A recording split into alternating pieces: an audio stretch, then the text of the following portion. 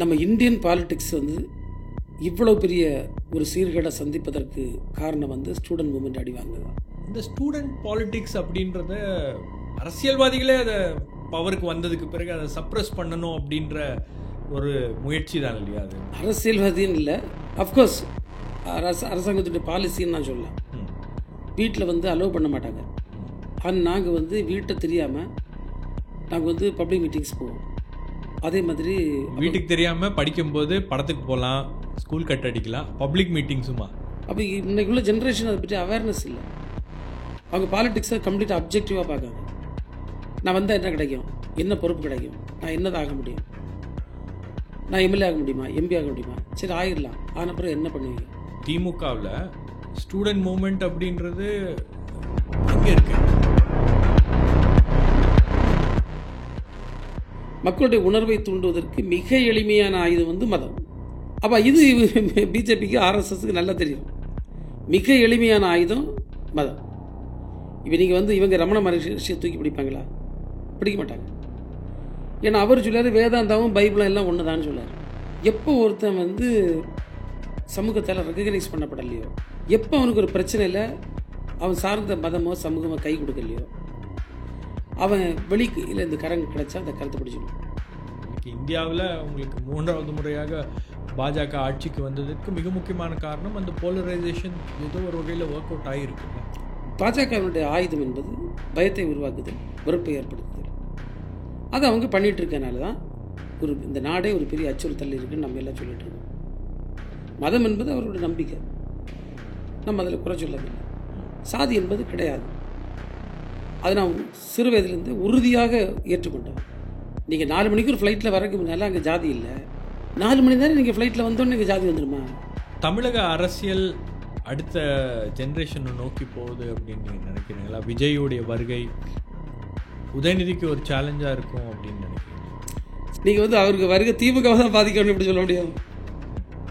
எத்தனை கட்சி இருக்குது? ஸோ அது விஜய் வெர்சஸ் உதய் அப்படின்னு மாறுமா? அதுக்கு அப்போ தானே சொல்லுவாங்க, இப்போ சொல்ல மாட்டாங்களா? அதுக்கு 1.5 வருஷம் இருக்குது. இப்போ அதுக்கு விட இல்லை.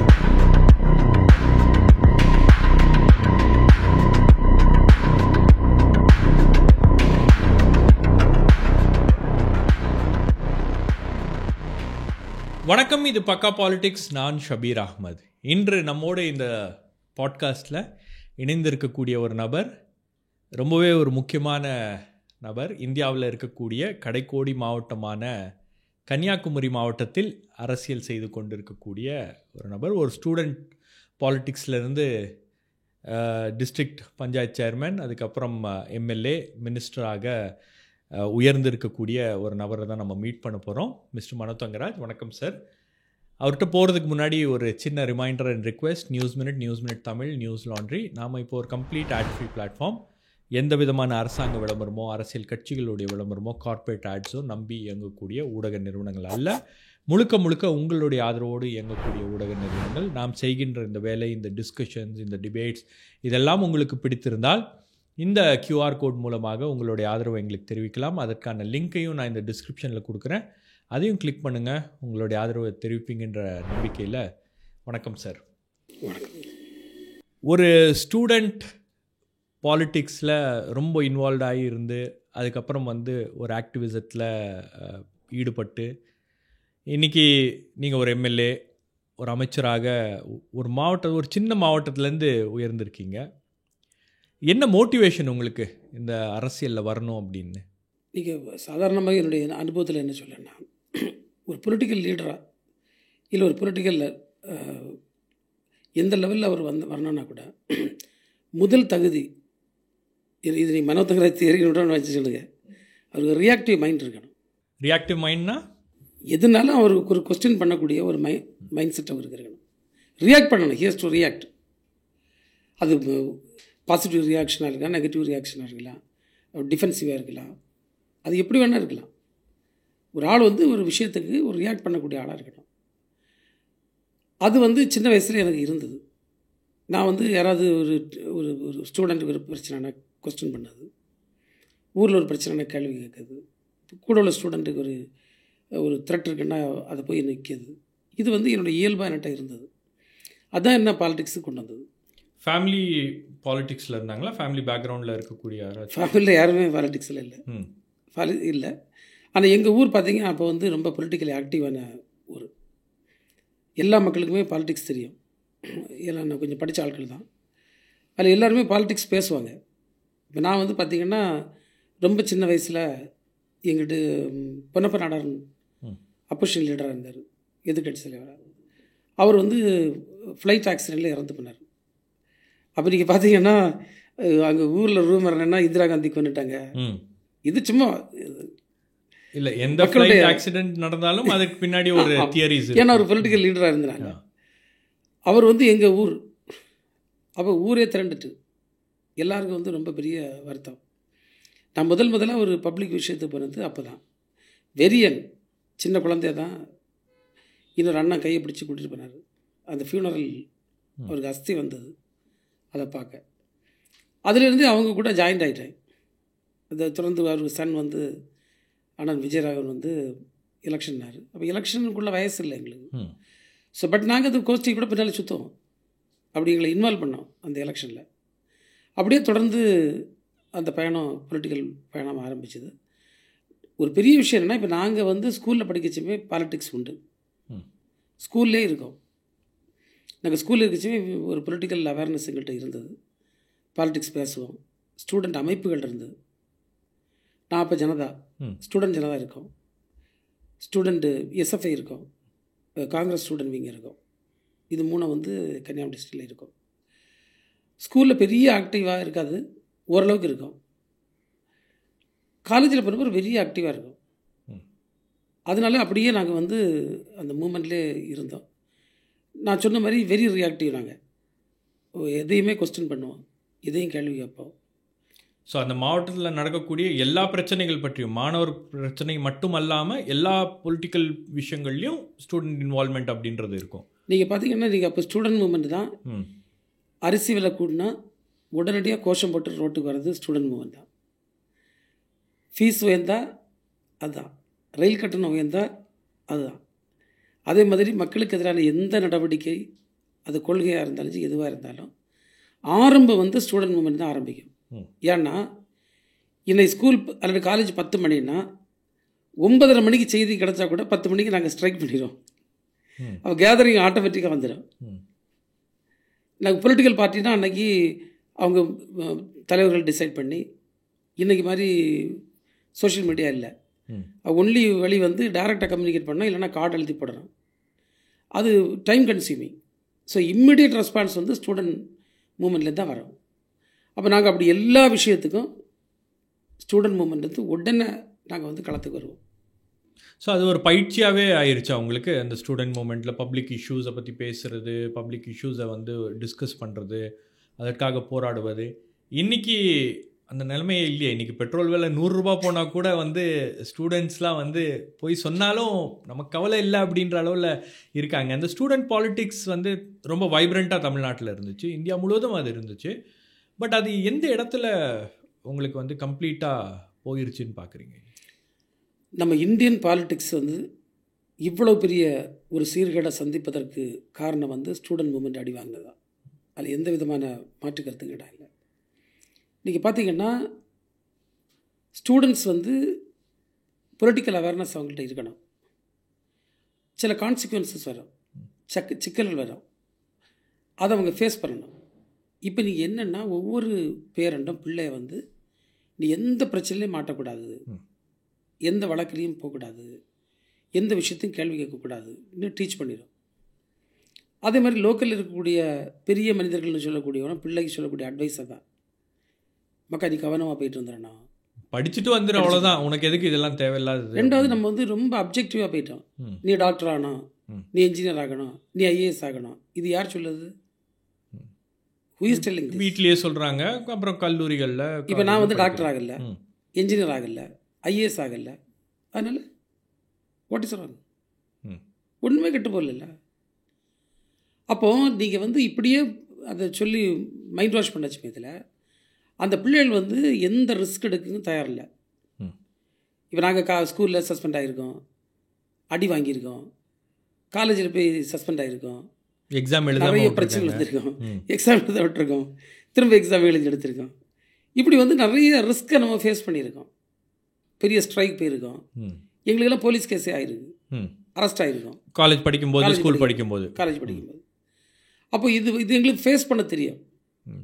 போலீஸ்கிட்ட நாங்கள் கான்ஃபரன்டேஷன் நிறைய பண்ணியிருக்கோம், டீச்சர்ஸ்கிட்ட கான்ஃபரன்ட் பண்ணியிருக்கோம், பிரின்சிபல்கிட்ட கான்ஃபரன்ட் பண்ணியிருக்கோம். அப்போ இந்த கான்ஃபரன்டேஷன், ரிஸ்க்கு, ரியாக்ஷன் இது எல்லாமே அது வந்தது இயல்பாக. அது ஒரு இன்ஹெரண்ட். இதில் தான் லீடர் ஃபில்டர் ஆவா, யார் லீடர். அப்போ யாருக்கு இது தெரியும்? நீங்கள் பார்த்தீங்கன்னா அன்னைக்கு ஸ்பெக்டேட்டராக இருந்த ஒருத்தன், அன்னைக்கு பார்வையாளராக இருந்த ஒருத்தன் லீடரானால் அங்கே தான் ஆபத்தே வருது. ஸோ ஸ்டூடெண்ட் மூமெண்ட்டில் பங்கேற்றவர்கள் பொறுப்புக்கு வந்தால் அது கண்டிப்பாக பாலிடிக்ஸ் ஒரு வைப்ரண்ட்டாக இருக்கும். இது ஸ்டூடெண்ட் மூமெண்ட் ஹோலாக அவங்க வந்து இந்த ரியாக்டிவ் மைண்டு அல்லது டேக்கிங் சேலஞ்சஸ், ஒரு சோஷியல் கான்ஷியஸ்னஸோட அவங்க இருப்பாங்க. இது எதுவுமே இல்லாமல் வரட்சுமயத்தில் என்ன ஆயிரும்னா அது வந்து பாலிடிக்ஸை வைப்ரண்ட்டாக கொண்டு போக யோசிப்பாங்க. ஐபேக் மாதிரியான அமைப்புகள்லாம் வந்து பாலிடிக்ஸ் பண்ண வேண்டிய கட்டாயம் சூழல் வரும். நீங்கள் பேசும்போது சொன்னீங்க இந்த ஜேபி மூமெண்ட் தான் உங்களுக்கு இன்ஸ்பிரேஷன் அப்படின்னு. ஜேபி மூமெண்ட் பல லீடர்ஸை வந்து இந்தியாவில் உருவாக்கியிருக்கு. அப்போ இருந்த எனக்கு தெரிஞ்சு எல்லா லீடர்ஸும் வந்து ஏதோ ஒரு வகையில் அந்த மூமெண்ட்லேருந்து வந்தவர்கள் அல்லது அந்த மூமெண்ட் அட்ராக்ட் பண்ண. இப்போ கன்னியாகுமரியில் உங்களுக்கு எப்படி அவருடைய அறிமுகம், அந்த விஷயங்கள்லாம் எப்படி உங்களுக்கு ஒரு இன்ஸ்பிரேஷனாக மாறுச்சு? சரி, நீங்கள் பார்த்தீங்கன்னா நாங்கள் வந்து சின்ன பையன் இருந்துச்சுமே, வீட்டில் வந்து அலோவ் பண்ண மாட்டாங்க. ஆனால் நாங்கள் வந்து வீட்டை தெரியாமல் நாங்கள் வந்து பப்ளிக் மீட்டிங்ஸ் போவோம். அதே மாதிரி வீட்டுக்கு தெரியாமல் படிக்கும்போது படத்துக்கு போகலாம், ஸ்கூல் கட் அடிக்கலாம், பப்ளிக் மீட்டிங்ஸுமா நாங்கள் வந்து மீட்டிங்ஸ் நிறைய போவோம். அப்படி போச்சுமே பார்த்தீங்கன்னா வீட்டில் வந்து பனிஷ்மெண்ட் நிறைய வாங்கியிருக்கு. எங்கள் அப்பா வந்து அடி வெளுத்துருவார், நிறைய அடிபட்டிருக்கோம் நாங்கள். ஆனால் போயிடுவோம். அப்போ நீங்கள் வந்து லீடர்ஸ் வந்து பழைய இப்போ உள்ள மேடைகள் மாதிரி இல்லை. இன்றைக்கி வந்து நம்ம முக்கியம் பார்த்தோம்னா ஹேட் பாலிடிக்ஸ் தான், வெறுப்பரசியல் தான் நம்ம பேசிகிட்டு இருக்கோம், தெரிஞ்சோ தெரியாமலோ. மற்றவங்களை நம்ம ப்ளேம் பண்ணிவிட்டு அப்படி இப்படி பேசிகிட்டு இருப்போம். அன்னைக்கு அப்படி அல்ல. லீடர்ஸ் வந்து பியூர் பாலிடிக்ஸ் பேசுவாள். இந்த நாட்டினுடைய வரலாறு, இந்த நாட்டினுடைய சவால்கள், இந்த நாட்டினுடைய தலைவர்கள் வாழ்ந்த விதம், அது ஒரு உண்மையிலே ஒரு இன்ஸ்பிரேஷனாக இருக்கும். நான் அதை அடிக்கடி நான் உணர்ந்திருக்கேன். நீ எந்த ஒரு பொலிட்டிக்கல் பார்ட்டியில் வரக்கூடிய ஆளும் ஒரு 10 லீடருக்கு ஹிஸ்ட்ரி படிக்காமல் இருந்தாருன்னா அவருக்கு அந்த பாலிடிக்ஸில் உள்ள மீனிங்கே புரியாது. அப்போ நாங்கள் விரும்பி படித்த லீடர்ஸ் வந்து சோஷியலிஸ்ட் லீடர்ஸ் தான். அதில் நான் வந்து ஜேபி மூமெண்ட் பற்றி, ஜேபி பற்றி நிறைய படிக்க ஒரு தேவை வந்தது. அப்போ நாங்கள் வந்து பார்த்திங்கன்னா டெல்லியெல்லாம் போச்சு மேத்தில் ட்ரெயினில் போவோம். அங்கே போனோன்னா லீடர்ஸை பார்த்தோன்னா அவங்க ஒரு புக்கு தான் தருவாங்க. நாங்கள் ட்ரெயினில் வச்சு திரும்ப படிச்சுட்டு வரோம். அந்த புக்கு படித்து நான் அழுதுருக்கேன். ஏன்னா அவ்வளவு வந்து அவங்க வந்து அடிபட்டிருப்பாங்க, வண்டியில் கட்டி இழுத்துருக்காங்க. இப்படிப்பட்ட வரலாறுகள் நம்ம பார்க்கச்சுமே நமக்கு அது ஒரு பெரிய ஒரு மோட்டிவேஷனை, இன்ஸ்பிரேஷனை நமக்கு தரும். அப்படி தான் நாங்கள் எல்லாம் ஜேபி மூமெண்ட், அந்த சோஷியலிஸ்ட்டு ஐடியாலஜிக்குள்ளே நாங்கள் போகிறோம். இன்றைக்கி கிரைஸ்ட்டு சொல்லுவார், அவர்கிட்ட உங்களை எப்படி பின்பற்றணும்னு கேட்டால், உனக்கு உண்டான எல்லாவற்றையும் விட்டு விட்டு எனக்கு பின்னால் வா என்ன சொன்னார். அப்போது தனக்கு உண்டானத்தை விற்றுக்கிட்டு ஒரு ஃபெய்த்தோடு போனால் மட்டும்தான் போக முடிஞ்சுது. அதுக்கப்புறம் ஜேபி சொன்னார், நீங்கள் வந்து பூமி தான் மூமெண்ட்டு, நீங்கள் பூமியெல்லாம் ஏழைக்கு கொடுத்துட்டு என் கூட வாங்க. அப்போ நிறைய லீடர்ஸ் வந்து அன்றைக்கி பெரிய ஜமீன்தார் பிள்ளைகள் கூட சொத்துக்கள்லாம் விட்டுக்கிட்டு வந்து வெரி ஆர்டினரி லைஃப்பை வந்து அவங்க எடுத்தாங்க. இது இன்றைக்கு உள்ள ஜென்ரேஷனுக்கு எத்தனை பேருக்கு தெரியும்? எனக்கு தெரியல. அப்போ இன்றைக்குள்ள ஜென்ரேஷன் அதை பற்றி அவேர்னஸ் இல்லை. அவங்க பாலிடிக்ஸை கம்ப்ளீட்டாக அப்ஜெக்டிவாக பார்க்காங்க. நான் வந்தால் என்ன கிடைக்கும், என்ன பொறுப்பு கிடைக்கும், நான் என்னதான் ஆக முடியும், நான் எம்எல்ஏ ஆக முடியுமா, எம்பி ஆக முடியுமா, சரி ஆகிடலாம், ஆன பிறகு என்ன பண்ணுவீங்க நீங்கள், what you are going to achieve by becoming an MLA. Panchayat பார்த்திங்கன்னா நான் பார்த்துட்ருக்கோம் எவ்வளோ போயிட்டுருக்குன்னு. இவ்வளோ ஸ்பெண்ட் பண்ணி ஒரு பஞ்சாயத்து தலைவராகி ஒரு ஆள் நேர்மையாக சர்வ் பண்ண முடியுமா? இப்போ நான் 2 ட்ரிப்பு டிஸ்ட்ரிக்ட் பஞ்சாயத்து சேர்மனாக இருந்திருக்கேன். எனக்கு ஒரு பைசா செலவில்லை. ஏன்? நான் சும்மா ஓட்டு கேட்டேன், ஓட்டு போட்டேன், அவ்வளோதான். நான் எந்த கவுன்சிலருக்கும் பண்ண முடியல. இப்போ அந்த இடத்துக்கு கூட மக்கள் வந்து அரசியல் கட்சிகளில் இருக்கக்கூடியவர்களுக்கு ஓட்டு போடாமல் உங்களுக்கு ஓட்டு போட்டாங்க அப்படின்னா அவ்வளோ கிரவுண்ட் ஒர்க் பண்ணியிருக்கேன். கிரவுண்ட் ஒர்க்கா? அவ்வளோ கிரவுண்ட் ஒர்க் பண்ணியிருக்கு. வீட்டுக்கு வீடு வாசல் படி எல்லாரையுமே தெரியும். எல்லாரையுமே தெரியும். நான் ஃபஸ்ட்டில் டிஸ்ட்ரிக்ட் கவுன்சில் மெம்பர் நினச்சிப்போ என்னை எதிர்த்து யாருக்கும் டெபாசிட்டே கிடையாது. அப்போ என்னென்னா அந்த பப்ளிக்கிட்ட வந்து அவ்வளோ நமக்கு தொடர்பு இருந்தது. பப்ளிக்கை நம்ம கான்ஃபிடென்ஸில் வச்சுருந்தோம். அதுக்கு முன்னால் எத்தனையோ போராட்டங்கள், எத்தனையோ முறை சிறை, எத்தனையோ வழக்கு, அது பேக்ரவுண்டு. நிச்சயமாக அது இல்லைன்னு இல்லை. இப்போ நான் 5 எலெக்ஷனில் ஜெயித்திருக்கேன். நீங்கள் 100% நம்பல, நான் யாருக்குமே காசு கொடுத்ததில்லை. 100% யூ கேன் பிலீவ் மீ. இல்லைன்னா செக் பண்ணுங்க, தப்புன்னா சொல்லுங்க, நான் ரிசைன் பண்ணிடுறேன். இல்லை அதுக்கு இன்னொரு பை எலெக்ஷன் வர்றதுக்கு ஒரு ஏற்பாடா அப்படின்னு. பட் ஒரு இன்ட்ரெஸ்டிங்கான விஷயம் என்னென்னா, இந்த ஸ்டூடெண்ட் பாலிட்டிக்ஸ் அப்படின்றத அது அரசியல்வாதிகளே அதை பவருக்கு வந்ததுக்கு பிறகு அதை சப்ரஸ் பண்ணணும் அப்படின்ற ஒரு முயற்சி தான் இல்லையா அது. உங்களுக்கு இன்றைக்கி கல்லூரிகள் அட்டானமஸாக மாறினது. இப்போ நான்லாம் படிக்கும்போது குயின் மேரிஸ் கல்லூரி அந்த குயின் மேரிஸ் கல்லூரியை இடிக்கக்கூடிய அந்த போராட்டம் பெரிய அளவுக்கு வெண்மதி, செல்வா இவங்களோடலாம் வந்து அப்போது ஸ்டூடெண்ட் ஆர்கனைசேஷனில் நாம் வந்து ஃபோர் ஃப்ரண்ட்லேருந்து போராடி இருக்கோம். கேசஸ்லாம் வந்து பார்த்துருக்கோம், போலீஸ் மிரட்டல்கள். அதுக்கப்புறம் அந்த அந்த அந்த இதே அந்த அந்த சிச்சுவேஷனே அப்படி மாறிடுச்சு. நீங்கள் காலேஜஸ்லாம் அட்டானமஸ் ஆயிடுச்சு, மெரிட்டு இது பிளேஸ்மெண்ட்டு கிடைக்காது, உங்களுக்கு ஒரு கேஸ் இருந்துச்சுன்னா உங்களுக்கு பாஸ்போர்ட் கிடைக்காது அப்படின்ற அளவுக்கு பயப்படுத்தியே ஸ்டூடெண்ட்ஸை வரவிடாமல் பண்ணிட்டாங்களே சார். அது நீங்கள் வந்து அதுவும் பண்ணது அரசியல்வாதிகள் தானே. அரசியல்வாதின்னு இல்லை, அஃப்கோர்ஸ் அரசாங்கத்துடைய பாலிசின்னு நான் சொல்லலாம், கவர்மெண்ட்டு பாலிசிஸ்ன்னு சொல்லலாம். இப்போ நீங்கள் பார்த்தீங்கன்னா இந்த சப்ஜெக்டிவ் அப்ரோச், சப்ஜெக்டிவ் அப்ரோச், நம்ம கம்யூனிஸ்ட் சொல்ல மாதிரி பொருளியல், கருத்தியல், இந்த ரெண்டும் தான் உலகத்தை அன்னையிலிருந்து இன்னைக்கு வரை டிக்டேட் பண்ணிகிட்டு இருக்குது. இப்போ கருத்தியல் குறைஞ்சிட்டே வருது, பொருளியல். இப்போ நான் காலேஜ் பண்ணச்சுமையோ அல்ல நான் ஸ்கூலுக்கு பண்ணச்சுமையோ, நான் ஸ்கூலில் படித்து ஒரு வேலைக்கு போகணுன்னு நான் நினச்சதே கிடையாது. எங்கள் அம்மா ஹெட் மாஸ்டர், அவங்க 10th பாஸ் பண்ண சொன்னேன், இப்போ ரெஜிஸ்டர் பண்ணிடான்னு சொன்னாங்க எம்ப்ளாய்மெண்ட் ஆஃபீஸில். அது போகாமான்னு சொல்லிட்டேன். 12th திரும்ப சொன்னாங்க, அதில் முடியாதம்மா, எனக்கு குணத்துக்கு ஒன்றும் கவர்மெண்ட்டில் நான் வேலை பார்க்க முடியாது, கவர்மெண்ட்டில் அதெல்லாம் பார்க்க முடியாது. அடுத்தது டிகிரி முடிச்சோன்னு சொன்னாங்க. நான் எங்கேயுமே இப்போ ரெஜிஸ்டர் பண்ண கிடையாது. அது நான் அஜெண்டாவே இல்லை, அரசாங்க உத்தியோக வேலை பார்க்கணும். அப்போ ஏன் படித்தேன்னா, நான் படித்தேன், எனக்கு சப்ஜெக்ட் தெரியும், இன்றைக்கும் படிச்சுட்டு இருக்கேன். நீங்கள் வந்து எல்லா பிள்ளையும் நீ படிக்கணும், நீ டாக்டர் தான் ஆகணும், இப்படியே நீங்கள் பண்ணி அது பிரெயின் வாஷ் பண்ணக்கூடிய ஒரு ட்ரெண்ட் வந்தது. இப்போ லிட்ரேச்சர் பார்த்தீங்கன்னா 18th செஞ்சுரிக்கு முன்னால் ரைட்டர்ஸ் எல்லாம் சப்ஜெக்டிவாக எழுதியிருந்தான். 18th செஞ்சுரியில் ஒரு ஷிஃப்ட் வருது, அதை அப்ஜெக்டிவ் கோரிலேட்டிவ்னு சொல்லுவோம். எல்லாத்தையும் ஒரு பொருளோட சேர்த்து காட்டுது. நீ அவரை மாதிரி வரணும், நீ இவரை மாதிரி பங்களா படணும், நீ அவன் வர காரில் வரணும், இப்படி நீங்கள் வந்து எல்லாரையும் ஒரு அப்ஜெக்டிவ் கோரிலேட்டிவ் அதை கோரிலேட் பண்ணி காட்டி இப்படி வரணும், இப்படி வரணும், இப்படி சொல்லி அவனுடைய இண்டிவிஜுவாலிட்டி அடிபட்டு போகுது. நீங்கள் எது நேரே மாற்றி பண்ணணும். பிள்ளைகளுக்கு நேருவை சொல்லிக் கொடுக்கணும், காந்தியை சொல்லிக் கொடுக்கணும், ஜேபியை சொல்லிக் கொடுக்கணும், அண்ணாவை சொல்லணும், கலைஞர் சொல்லணும், பெரியார் சொல்லணும், அப்படி சொல்லணும். அவன் மைண்டை சூஸ் பண்ணான், இதில் நான் எங்கே இருக்கணும், இதில் எது எனக்கு ஒத்து வருது. அவனுக்கு ஒரு இன்ட்யூஷன் இருக்குது, அது பொலிட்டிக்கலாக இருந்ததுன்னா அவன் லீடராக வருவான். அவனை நீங்கள் புஷ் பண்ணால் வராது. அதே மாதிரி இப்போ நீங்கள் பார்த்தீங்கன்னா போலீஸ் எடுத்துடுங்க, ஏன் நமக்கு ரிசல்ட் வரல? எத்தனை போலீஸ் வந்து நான் வந்து லாண்ட் ஆர்டர் மெயின்டைன் பண்ணி இதுக்கு ஆசைன்னு வந்தான். நான் ஒரு முறை ஒரு பிள்ளை பார்த்தேன், பொண்ணு, அவள் வந்து ஹோம் கார்டில் இருந்தாள், ரொம்ப ரொம்ப சேலரி கம்மி. நான் இப்போ சொன்ன ஒரு டேலண்ட்டுக்கப்பா நீ வந்து இன்னொரு வேலை பார்க்கலாமான்னு சொன்னேன். சார், என்னுடைய பேஷன் நான் காக்கி சட்டை போடணும், என்னால் போலீஸில் ஏற முடியலை, பல 1 தடவை போய் பார்த்த முடியலை. ஸோ எனக்கு பேஷன் அது, அதனால் நான் பெட்டர் ஆப்பர்ச்சுனிட்டி விட்டுட்டு இங்கே வரேன்.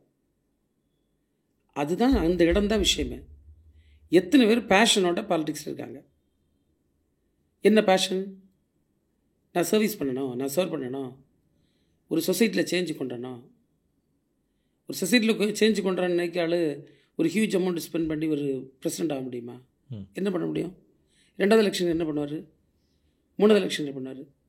ஸோ இது கம்ப்ளீட்டாக சப்ஜெக்டிவில் இருந்த மாதிரி அப்ஜெக்டிவ் போனது தான் இதனுடைய பிரச்சனை. இந்த ட்ரெண்ட் நம்ம டோட்டலாக மாற்றணும். இந்த பிள்ளைகளை பயப்படுத்துது, பூனை வருது புலி வருது, நீ படிக்காமல் இருந்தால் அவனுக்கு வாழ்க்கையை வாழ முடியாது. என்ன வாழ முடியாது? அவனுக்கு கிடையாது. இப்போ நான் ஸ்கூலில் புக்கே தொட்டுற கிடையாது.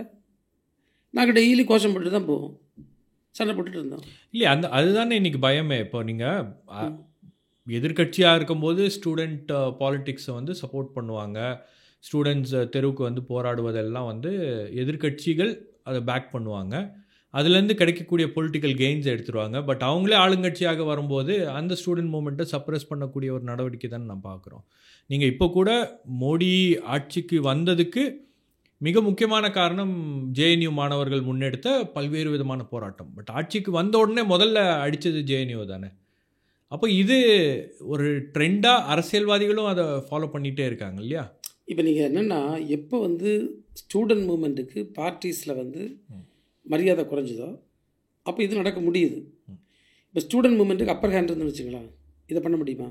ஸோ உதாரணத்துக்கு நீங்கள் இப்போ திமுகவில் ஸ்டூடெண்ட் மூமெண்ட் அப்படின்றது எங்கே இருக்குது? இப்போ தான் நீட் குறித்து அங்கொன்றும் இங்கொன்றுமாக பேசுகிறார்களே தவிர இப்போ தான் அந்த பயிற்சி பாசறைகள் இதெல்லாம் நடத்துகிறாங்க. அதான் நான் உங்கள்கிட்ட சொன்னேன், திமுக போன்ற ஒரு வலுவான அமைப்புகள்லேயே வந்து ஸ்டூடெண்ட் மூமெண்ட், ஸ்டூடெண்ட் ஆக்டிவிசம் அப்படின்றது வந்து முற்றிலும் காணாமல் போயிருக்கு இல்லையா? நான் என்ன சொன்னேன்னா, இது வந்து ஒரு ட்ரெண்டு. இது இந்த பார்ட்டிக்கு அந்த பார்ட்டிக்குன்னு இல்லை. ஒரு நீங்கள் லெஃப்ட் எடுத்துடும், இப்போ இடதுசாரி சிந்தனை உள்ள ஸ்டூடெண்ட் மூமெண்ட்டே வந்து இன்னைக்கு என்னது அந்த அளவுக்கு உங்களுக்கு ஃபோர் ஃப்ரண்டில் வர முடியலை. இது என்ன, இது ஒரு பெரிய ஷிஃப்ட்டு. எந்த ஷிஃப்ட் மீன்ஸ், நம்ம பிள்ளைகளுக்கு ஆட்டிடியூடில் முதல்ல நம்ம கரெக்ஷன் பண்ணிடுவோம் சின்ன வயசுலேயே. இப்போ அந்த பிள்ளைய வெளியே விட மாட்டீங்க. நாங்கள் வந்து நாங்கள் படித்த காலத்தில் எல்கேஜி யூகேஜி கிடையாது. அப்போ அரை கிளாஸ்ன்னு சொல்லுவோம். இந்த அரை கிளாஸில் அடி வைக்க தான் வேலை. என்ன வேலை? அடிக்கிறது கடிக்கிறது மாறி மாறி, இதுதான் வேலை. அப்போ அங்கேருந்து இந்த கான்ஃபரன்டேஷன் ரியாக்ஷன் எல்லாம் ஆரம்பிக்குது. இப்போ அப்படி இல்லை. இப்போ நீங்கள் அங்கேயே வந்து அடக்கிறது. அது அப்படி பெரிய ப்ரொஃபஷனலாக டை எல்லாம் கட்டி கொண்டு ஒரு ஸ்கூல் கோட்டெல்லாம் போட்டு கான்வென்ட் ஸ்கூலில் நீங்கள் க்ளோஸ்டு டோர், ஏசி, அது எதுவுமே இருக்காது. நிறைய ரூல். நீ படி வைக்கக்கூடாது, படி வச்சு விழுந்துருவேன், விழுந்து எழுமணும் இல்லை, மரம் வைக்காத, மரத்தில் ஏறிடுவான். அப்போ என்ன மரம் ஏறுவான் அவன்? ஸ்விம்மிங் பூல் கட்டிடுது. நாங்கள் குளத்துல போய் தண்ணி குடிச்சு நீச்சல் படித்தோம், கடலில் போய் அடி வாங்கினோம், அதில் போக முடிஞ்சுது. இன்னும் எப்படி போக முடியும்? ஸ்விம்மிங் பூலில் நீந்திரவன் கடலில் நீந்த முடியுமா? நீந்த முடியாது. அப்போ இது எல்லாமே நம்ம கீழே இருந்து எல்லாத்துலேயுமே வந்து நம்ம அவங்கள ரெஸ்ட்ரிக்ட் பண்ணிட்டோம். இப்போ நான் எந்த வசதி உள்ளவனா போய் 4 மண் ஓட்டுவான். இப்போ நான் நல்ல மண் ஓட்டுவேன், விவசாயம் பண்ண தெரியும், ஆடு மாடு வளர்க்க தெரியும், அதுக்கு பிரசவம் பார்க்க தெரியும். அப்போ இது எல்லாமே நமக்கு நாலேஜபிளாக வந்துட்டு இருந்து இயற்கையில் நம்ம நிறைய விஷயம் கற்றுக்கிட முடியும். இயற்கையில் நம்ம ஒன்றுமே இல்லை. அப்போ இந்த இயற்கை அது சார்ந்த விஷயங்கள், நீங்கள் அனிமல்ஸை பார்த்தீங்கன்னா லீடர்ஷிப் அங்கே பார்க்க முடியும். நீங்கள் அனிமல்ஸ் இருந்தால் அது நம்ம ரொம்ப கற்றுக்கிட முடியும். அது எப்படி ஒரு டீமுக்கு, ஒரு மந்தையினுடைய அந்த தலைவன், ஒரு ஆட்டு மந்தையாக இருக்கட்டும், இல்லாட்டி குரங்கனுடைய கூட்டமாக இருக்கட்டும், ஒரு மாடனுடைய மந்தையாக இருக்கட்டும், அதுக்கு ஒரு ஹெட் இருப்பான். அது எத்தனை பேர் பார்த்துருப்பாங்கன்னு தெரியாது. நான் நிறைய வளர்த்துருக்கேன், பார்த்துருக்கேன். அது அவ்வளோ ரியாக்டிவாக இருக்கும். ஒரு சின்ன சத்தம்னா உடனே வெளியே பார்க்கும். ஒரு எதிரி ஒன்று வருதுன்னு நினச்சா உடனே ஓடி வரும். அது காலியாக கூட செய்யலாம், ஆனால் வரும், ஃபோர் ஃப்ரண்டில் வரும். அப்போ இப்படிப்பட்ட எல்லா சிறகையும் நீங்கள் வெட்டிட்டியா. அப்போ இன்றைக்கி இருக்கக்கூடிய பிள்ளைகளுக்கு வந்து இது எதுவுமே தெரியாது. பிறகு நம்ம ஸ்ட்ராட்டஜின்னு கொண்டு வரோம். அப்போ டைரக்ட் ஃபைட்டு நிறைய இடத்துல போய் சூத்திரம் தந்திரம் இது இம்பார்ட்டண்ட்டில் வருது. இப்போ ஸ்ட்ராட்டஜி எப்படி இன்டர்பிரேட் பண்ணலாம்? Direct fight is also a strategy, but பேக்லோடி அட்டாக் பண்ணி தான் ஸ்ட்ராட்டஜி. நீங்கள் முன்னால் பார்த்தீங்கன்னா டைரக்ட் கான்ஃபரன்டேஷனை மக்கள் ரசித்தாங்க. அதான் நம்ம சங்க இலக்கியம் சொல்லுது, காயம் நெஞ்சில் இல்லைன்னா அம்மா பயத்தை அறுத்து பிறந்துடுவா, ஏன்னா மகன் கோளான்னு. வீழ்த்துறதுலேயும் பெருமை இல்லை. நேருக்கு நேர் வாரியா, நம்ம அப்படி தானே ஊரில் கேட்போம், நேருக்கு நேர் வாரியா, நேருக்கு நேர் ஃபைட் பண்ணுமா? இன்றைக்குள்ள ஸ்ட்ராட்டஜியில் அதெல்லாம் இல்லை. அப்படி வரைச்சி பார்த்தா அது என்ன ஆகுதுன்னா அது இதாக டைலூட் ஆகுது. ஸோ உங்களுடைய அரசியல் அப்படின்றது ஒரு பொலிட்டிக்கல் ஆக்டிவிசமில் நீங்கள் ரொம்ப இன்வால்வ்டாக இருந்தீங்க. கூடங்குளம் போராட்டமாக இருக்கட்டும், அந்த பேச்சுப்பாறை அணை தொடர்பான அந்த போராட்டங்கள், இதிலெல்லாம் நீங்கள் முன்னெடுத்துட்டீங்க.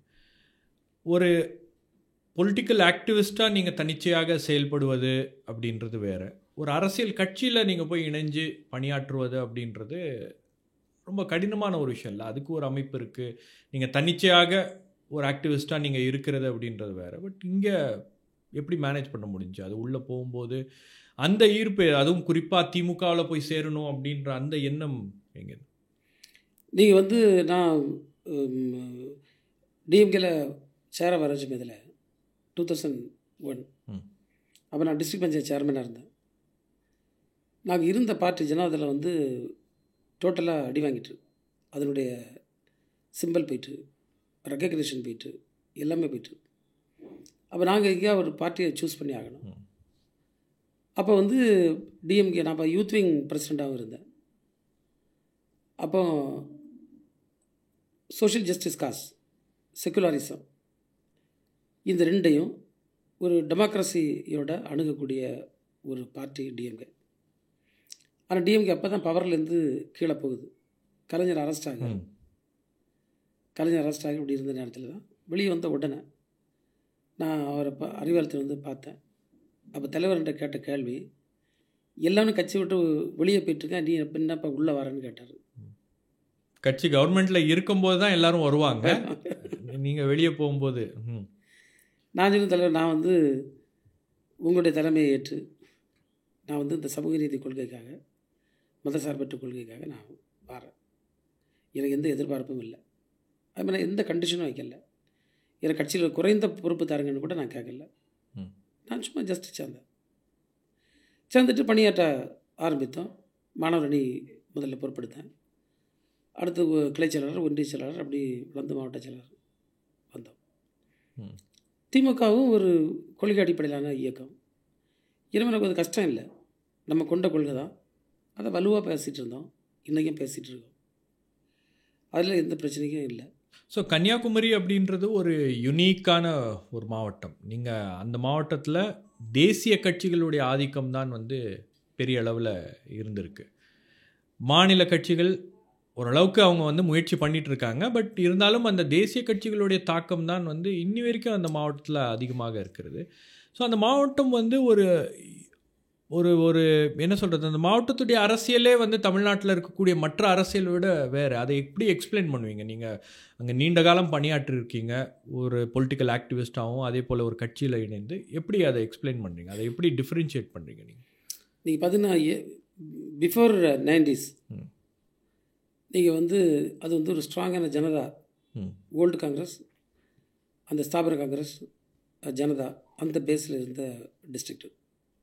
அப்புறம் இந்திரா காங்கிரஸ் வந்தோடனே ஒரு சின்ன பொர்ஷன் அதில் போகுது. ஆனால் அவங்க ஸ்ட்ராங்காக தான் இருந்தாங்க. அது அப்படியே போய் பார்த்திங்கன்னா அது காங்கிரஸ் ஒரு பேஸை எஸ்டாப்ளிஷ் பண்ணுது. ஏன்னா இந்திரா காங்கிரஸ் வந்து சென்ட்ரலில் கவர்மெண்ட் இருக்குது. இந்த இடத்துல தான் பிஜேபி உருவாகுது. இந்த மண்டக்காடு கலவரத்தோட தொடங்கி இந்து முன்னணி, பிஜேபி இப்படிலாம் உள்ளே வருது. உள்ளே வந்து அவங்க வந்து ஒரு இதே தான் அன்னைக்கும் தான் ரிலிஜியஸ் போலரைசேஷன், காஸ்ட் போலரைசேஷன், ஜாதி ரீதியாகவும் மத ரீதியாகவும் மக்களை பிரித்தல். அதில் பிஜேபி 2 வித்தைய கையிலடு தான். நாங்கள் ஸ்டூடெண்ட் மூமெண்ட்டில் இருக்கோம். ஆனால் அப்போவே நான் வந்து பாலிடிக்ஸை வந்து ரொம்ப அனலிசிஸ் பண்ணுவேன். அதில் எனக்கு அது கம்ப்ளீட்டாக அவங்க ஸ்டெப்ஸ் எனக்கு தெரியும். அவங்க வந்து என்னென்னா ரிலிஜியஸ் போலரைசேஷன், முதல்ல மதம் சார்ந்து மக்களை பிரிப்பது. 2வது சிறுபான்மை சமூகங்கள், சிறுபான்மை ஜாதிகளை பெரும்பான்மை ஜாதிக்கு எதிரான ஒரு பிரச்சாரத்தை கொண்டு போகிறாங்க. அதான் பார்த்திங்கன்னா நிறைய சிறுபான்மை ஜாதிகளை கூட அவங்க வந்து கையில் எடுத்துட்டாங்க. அவங்களுடைய பெரும்பான்மை சமூகங்களுக்கு எதிராக ஒரு வெறுப்பை பேசி, இதுதான் அவங்களுடைய ஸ்ட்ராட்டஜி. 2வது பார்த்திங்கன்னா டெம்பிளில் நுழையிறது, கோயிலுக்குள்ளே நுழைவது, அங்கே ஸ்லோவாக வெளியே தெரியாமல் வெறுப்பை ஏற்படுத்துவது. அப்போ கோயில் நுழைஞ்சாச்சு பக்தன் மாதிரி, அடுத்து போய் கொஞ்சமாக வெறுப்பை செய்யுது. வெறுப்பை செய்து இவங்களை வந்து கன்சால்டேட் பண்ணது. இதுதான் அவங்களுடைய அடிப்படையான கொள்கை.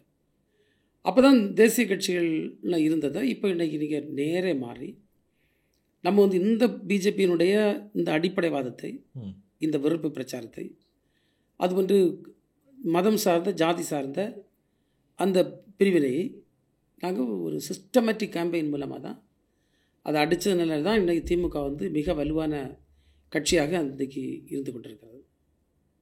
சிஸ்டமேட்டிக் இதுனா எப்படி? இப்போ நாங்கள் வந்து நேராக இன்க்ளூசிவ், இப்போ எல்லாரையும் நம்ம சேர்த்து கொண்டு போகிறோம், எல்லாரையும் சேர்த்து கொண்டு போகிறோம். எல்லா சமூகத்தை சார்ந்தவர்களும் நம்மளோட இருக்காங்க. திமுக என்பது இன்றைக்கி கன்னியாகுமரி மாவட்டத்தில் அனைத்து தரப்பு மக்களுடைய ஒரு பிரதிநிதித்துவத்தை பெற்றிருக்கிறது. எல்லாரையும் வச்சுருக்கோம், எல்லாருடைய நியாயமான காரணங்களுக்கும் போகிறோம். ரெண்டாவது, நீங்கள் வந்து உலக அளவில் நடக்கக்கூடிய விஷயங்களை அவங்களுக்கு சொல்லும். இந்த மதம் சார்ந்து ஜாதி சார்ந்து எடுக்கக்கூடிய முன்னெடுப்புகளில் எந்த அர்த்தமுமே இல்லை, எந்த அர்த்தமும் இல்லை. நம்ம மக்கள் துபாய் போகுது, கத்தார் போகுது, மஸ்கட் போகுது, போயிட்டுங்க வரான். எவ்வளோ அமைதியாக பீஸ்ஃபுல்லாக மக்கள் வாழுது. உலக சமூகமே அங்கே வாழ்ந்துட்டு இருக்கு, எவ்வளோ ஒற்றுமையாக வாழுது. இங்கே வந்தோன்னா நீங்கள் 4 மணிக்கு ஒரு ஃப்ளைட்டில் வரக்கு முன்னால் அங்கே ஜாதி இல்லை, அங்கே மதம் இல்லை. 4 மணி நேரம் நீங்கள் ஃப்ளைட்டில் வந்தோன்னே இங்கே ஜாதி வந்துடுமா, மதம் வந்துடுமா? அப்போ இது எவ்வளோ கேவலமான ஒரு அரசியல் அணுகுமுறை இந்தியாவில் இருக்கிறது, சமூக பார்வை இந்தியாவில் இருக்கிறது என்பதுக்கு வேறு என்ன எடுத்துக்காட்டுறது? ஜஸ்ட்டு 4 மணி நேரம் ஃப்ளை பண்ணி போங்க. நீங்கள் இங்கே போய் இறங்கணுன்னா உங்களுக்கு ஜாதி இருக்குமா? 2-3 மணி நேரம் சிங்கப்பூரில் போய் சேர்ந்தப்பறம் உங்களுக்கு ஜாதியை பேச முடியுமா, மதத்தை பேச முடியுமா? எப்படி அமைதியாக மற்றவங்களுக்கு கூட வாழ்ந்துட்டு இருக்குது. திரும்ப சென்னை ஏர்போர்ட்லேயோ மதுரை ஏர்போர்ட்லேயோ டெல்லி ஏர்போர்ட்லேயோ வந்தோடனே உங்களுடைய ஒரிஜினல் வருதில்லை. அப்போ இது முற்றிலுமாக மனித சமூகத்திற்கு தேவையில்லாத ஒன்று தான் ஜாதிய கட்டமைப்பும் மதம் சார்ந்த பிரிவினையும். இது தேவையே இல்லை. அதான் நம்ம அடிப்படை கோட்பாடாக நம்ம இன்றைக்கி என்னை பொறுத்தவரை நான் எங்கே போனாலும் என்னுடைய பிரச்சாரம் அதை தொடர்ந்தான். மனுஷனுக்கு வந்து பீஸ் அண்ட் டெவலப்மெண்ட்டு, அதை நான் ஒன்று கூட சேர்த்துருக்கேன், அடிக்கடி பேசுவேன், பீஸ் வித் ஜஸ்டிஸ். இப்போ நீங்கள் பேசும்போது சொன்னீங்க அந்த கன்னியாகுமரி மாவட்டத்தில் அந்த மதம் அப்படின்றது it has become a central theme for politics. BJP politics வேற இல்லை, நீங்கள் அந்த அரசியல் அதை தான் முன்னெடுக்கிறாங்க. அது அவங்க அந்த கட்டமைப்பை அவங்க ஏற்கனவே உருவாக்கிட்டாங்க. அதற்கு 2 முக்கியமான நிகழ்வுகள் வந்து வரலாற்று ரீதியாக பார்க்கும்போது சொல்ல முடியும். ஒன்று வந்து 1981 மீனாட்சிபுரம் கன்வர்ஷன்ஸ் திருநெல்வேலி மாவட்டத்தில், இன்னொன்று 1982 மண்டைக்காடு ரயாட்ஸ். நீங்கள் அந்த 1981 மாஸ் கன்வர்ஷனுக்கு பிறகு தான் வந்து அந்த ஹிந்து எழுச்சி மாநாடு, ஹிந்து ஒற்றுமை மாநாடு அப்படின்ற பல்வேறு விஷயங்கள், அதனுடைய தாக்கமும் உங்களுக்கு கன்னியாகுமரி பகுதியில் அதிகமாக இருக்குது. ஏன்னா கிறிஸ்துவர்களும் ஈக்குவல் ஸ்ட்ரென்த்தில் இருக்கக்கூடிய, கிறிஸ்துவர்கள் அண்ட் ஹிந்துஸ் ஈக்குவல் ஸ்ட்ரென்த்தில் இருக்கக்கூடிய ஒரு மாவட்டம்னும் போது அது ரொம்ப ஈஸியாக போயிருச்சா உங்களுக்கு? அந்த அந்த போலரைசேஷன் ஒர்க் அவுட் பண்ணுறதுக்கு ரொம்ப ஈஸியாக போயிருச்சா? சரி, அந்த கன்வர்ஷன் என்பது உலகம் முழுசும் இருக்கக்கூடிய ஒரு phenomena. It's a global phenomena. அதை நம்ம முதல்ல அண்டர்ஸ்டாண்ட் பண்ணோம். நான் என்னுடைய ஹிந்து நண்பர்களுக்கு பலர்ட்ட நான் அதை பற்றி எக்ஸ்பிளைன் பண்ணிக்க அவங்க ஒத்துக்கிடுவாங்க. நீங்கள் பார்த்தீங்கன்னா இந்த ரவிசங்கர்ஜி சுவாமி, அவருக்கு பின்னால் யார் சுற்றிட்டு இருக்கா? வெள்ளியங்கிரி நம்முடைய சுவாமி, அவருக்கு பின்னால் யார் சுற்றிட்டு இருக்கா? வாழ்க வளமுடனில் யார் சுற்றிட்டு இருக்கா? அவங்களுடைய அடுத்த செட்டப்பே ஃபாரினர்ஸ் தான். அவங்க ஹிந்துஸா? அவங்க they belong to different religion. அவங்க எப்படி இங்கே வராங்க? சார், இந்த கன்வர்ஷன் என்பது எப்போ ஒருத்தன் வந்து சமூகத்தால் ரெகக்னைஸ் பண்ணப்படலையோ, எப்போ அவனுக்கு ஒரு பிரச்சனையில் அவன் சார்ந்த மதமோ சமூகமோ கை கொடுக்கலையோ, அவன் வெளிக்கு இல்லை இந்த கரங்க கிடச்சா அந்த கருத்தை பிடிச்சிடுவான், அவ்வளோதான். அதில் இது வந்து உலகம் தோன்றிய காலத்தில் இன்றைக்கி இட்ஸ் எ குளோபல் ஃபினாமினா. க்ரீக்கில் முன்னால் என்ன மதம் இருந்தது, என்ன காட் இருந்தது, இப்போ என்ன காட் இருக்குது? ரோமன்ஸ் என்ன காடை வழிபட்டான், எதுக்கு வேண்டி வெட்டி செத்தான், இன்றைக்கி யாரை வழிபட்டான்? அதில் இது வந்து இந்தியாவில் கிறிஸ்டியனாகும், அமெரிக்காவில் ஹிந்து ஆகும், இல்லை இங்கிலாண்டில் முஸ்லீம் ஆகும், அரபியாவில் வேணா என்ன செய்யும், கிறிஸ்டியனாக மாறும். இது நீங்கள் தடுக்க முடியாது. இது வந்து ரீசன் வெரி சிம்பிள், அதில் தான் வர்றது. ஆனால் இங்கே வந்து சப்ரஸ்ட் அண்ட் அப்ரஸ்ட் கம்யூனிட்டிஸ் இன்றைக்கும் இந்த மதம் பேசுகின்ற பலர் பிற்படுத்தப்பட்ட தாழ்த்தப்பட்ட மக்களை எப்படி நடத்துகிறார்கள், ஆலயங்கள் எப்படி நடத்தப்படுகிறார்கள், வழிபாட்டு முறைகளில் அவங்களுக்கு என்ன பங்கு, சமூக கூடுகைகளில் அவங்களை எப்படி நடத்தப்படுகிறார்கள், இதை தான் அவங்க பேசணும். இதை ரெக்டிஃபை பண்ணால் குட்டு. அப்போ அவனுக்கு அவனுடைய அங்கீகாரமே இழக்கக்கூடிய நேரத்தில் அவன் வந்து ஒரு அங்கீகாரத்தை தேடுறது தான் மீனாட்சிபுரம் இல்லை. அதில் வேறு எதுவுமே இல்லை. அது பெரியசாக இவங்க பேசுறது. நீங்கள் அதை ரெக்டிஃபை பண்ணாலே முடிஞ்சிட்டு. But again it's a global phenomena. நீங்கள் என்ன பண்ணாலும் எல்லா மதங்கள்லேருந்தும் கன்வர்ஷன்ஸ் வந்து இயல்பாக இருக்கக்கூடியதான். ஆனால் பிஜேபி வந்து இது அவங்களுடைய பொலிட்டிக்கல் அஜெண்டா. இது ரிலிஜியன் மீது உள்ள விஷயம் இல்லை. இப்போ நான் வந்து என்கிட்ட ஒரு தவறு இருக்குது, இதை நான் கிளியர் பண்ணிவிட்டு அடுத்த லெவலுக்கு போகிறது ஒன்று. இப்போ இவங்க ரிலிஜியனில் தான் அவங்க கவனம், ஆன்மீகத்தில் தான் கவனம்னா அவர்கள் பேசுகின்ற ஆன்மீகத்தில் என்ன தவறு இருக்கிறது அதை களைவதற்கான முயற்சியில் போகலாம். அப்படி ஒரு எஃபர்ட்டை நீங்கள் பார்க்க முடியுமா? ஒரு எஃபர்ட்டும் இல்லை. அவங்க அதை மாற்றிக்கிட்டு அதை கட்டமைக்க பார்க்காங்க, ப்ரொபகண்டாக்கு யூஸ் பண்ணி கட்டமைக்க பார்க்காங்க. ஓகே, அப்போ கட்டமைப்பு என்பது ஆர்கனைசேஷன். அப்போ இது அமைப்பு ரீதியாக அவங்க மாற்றுவது அரசியல் தான்.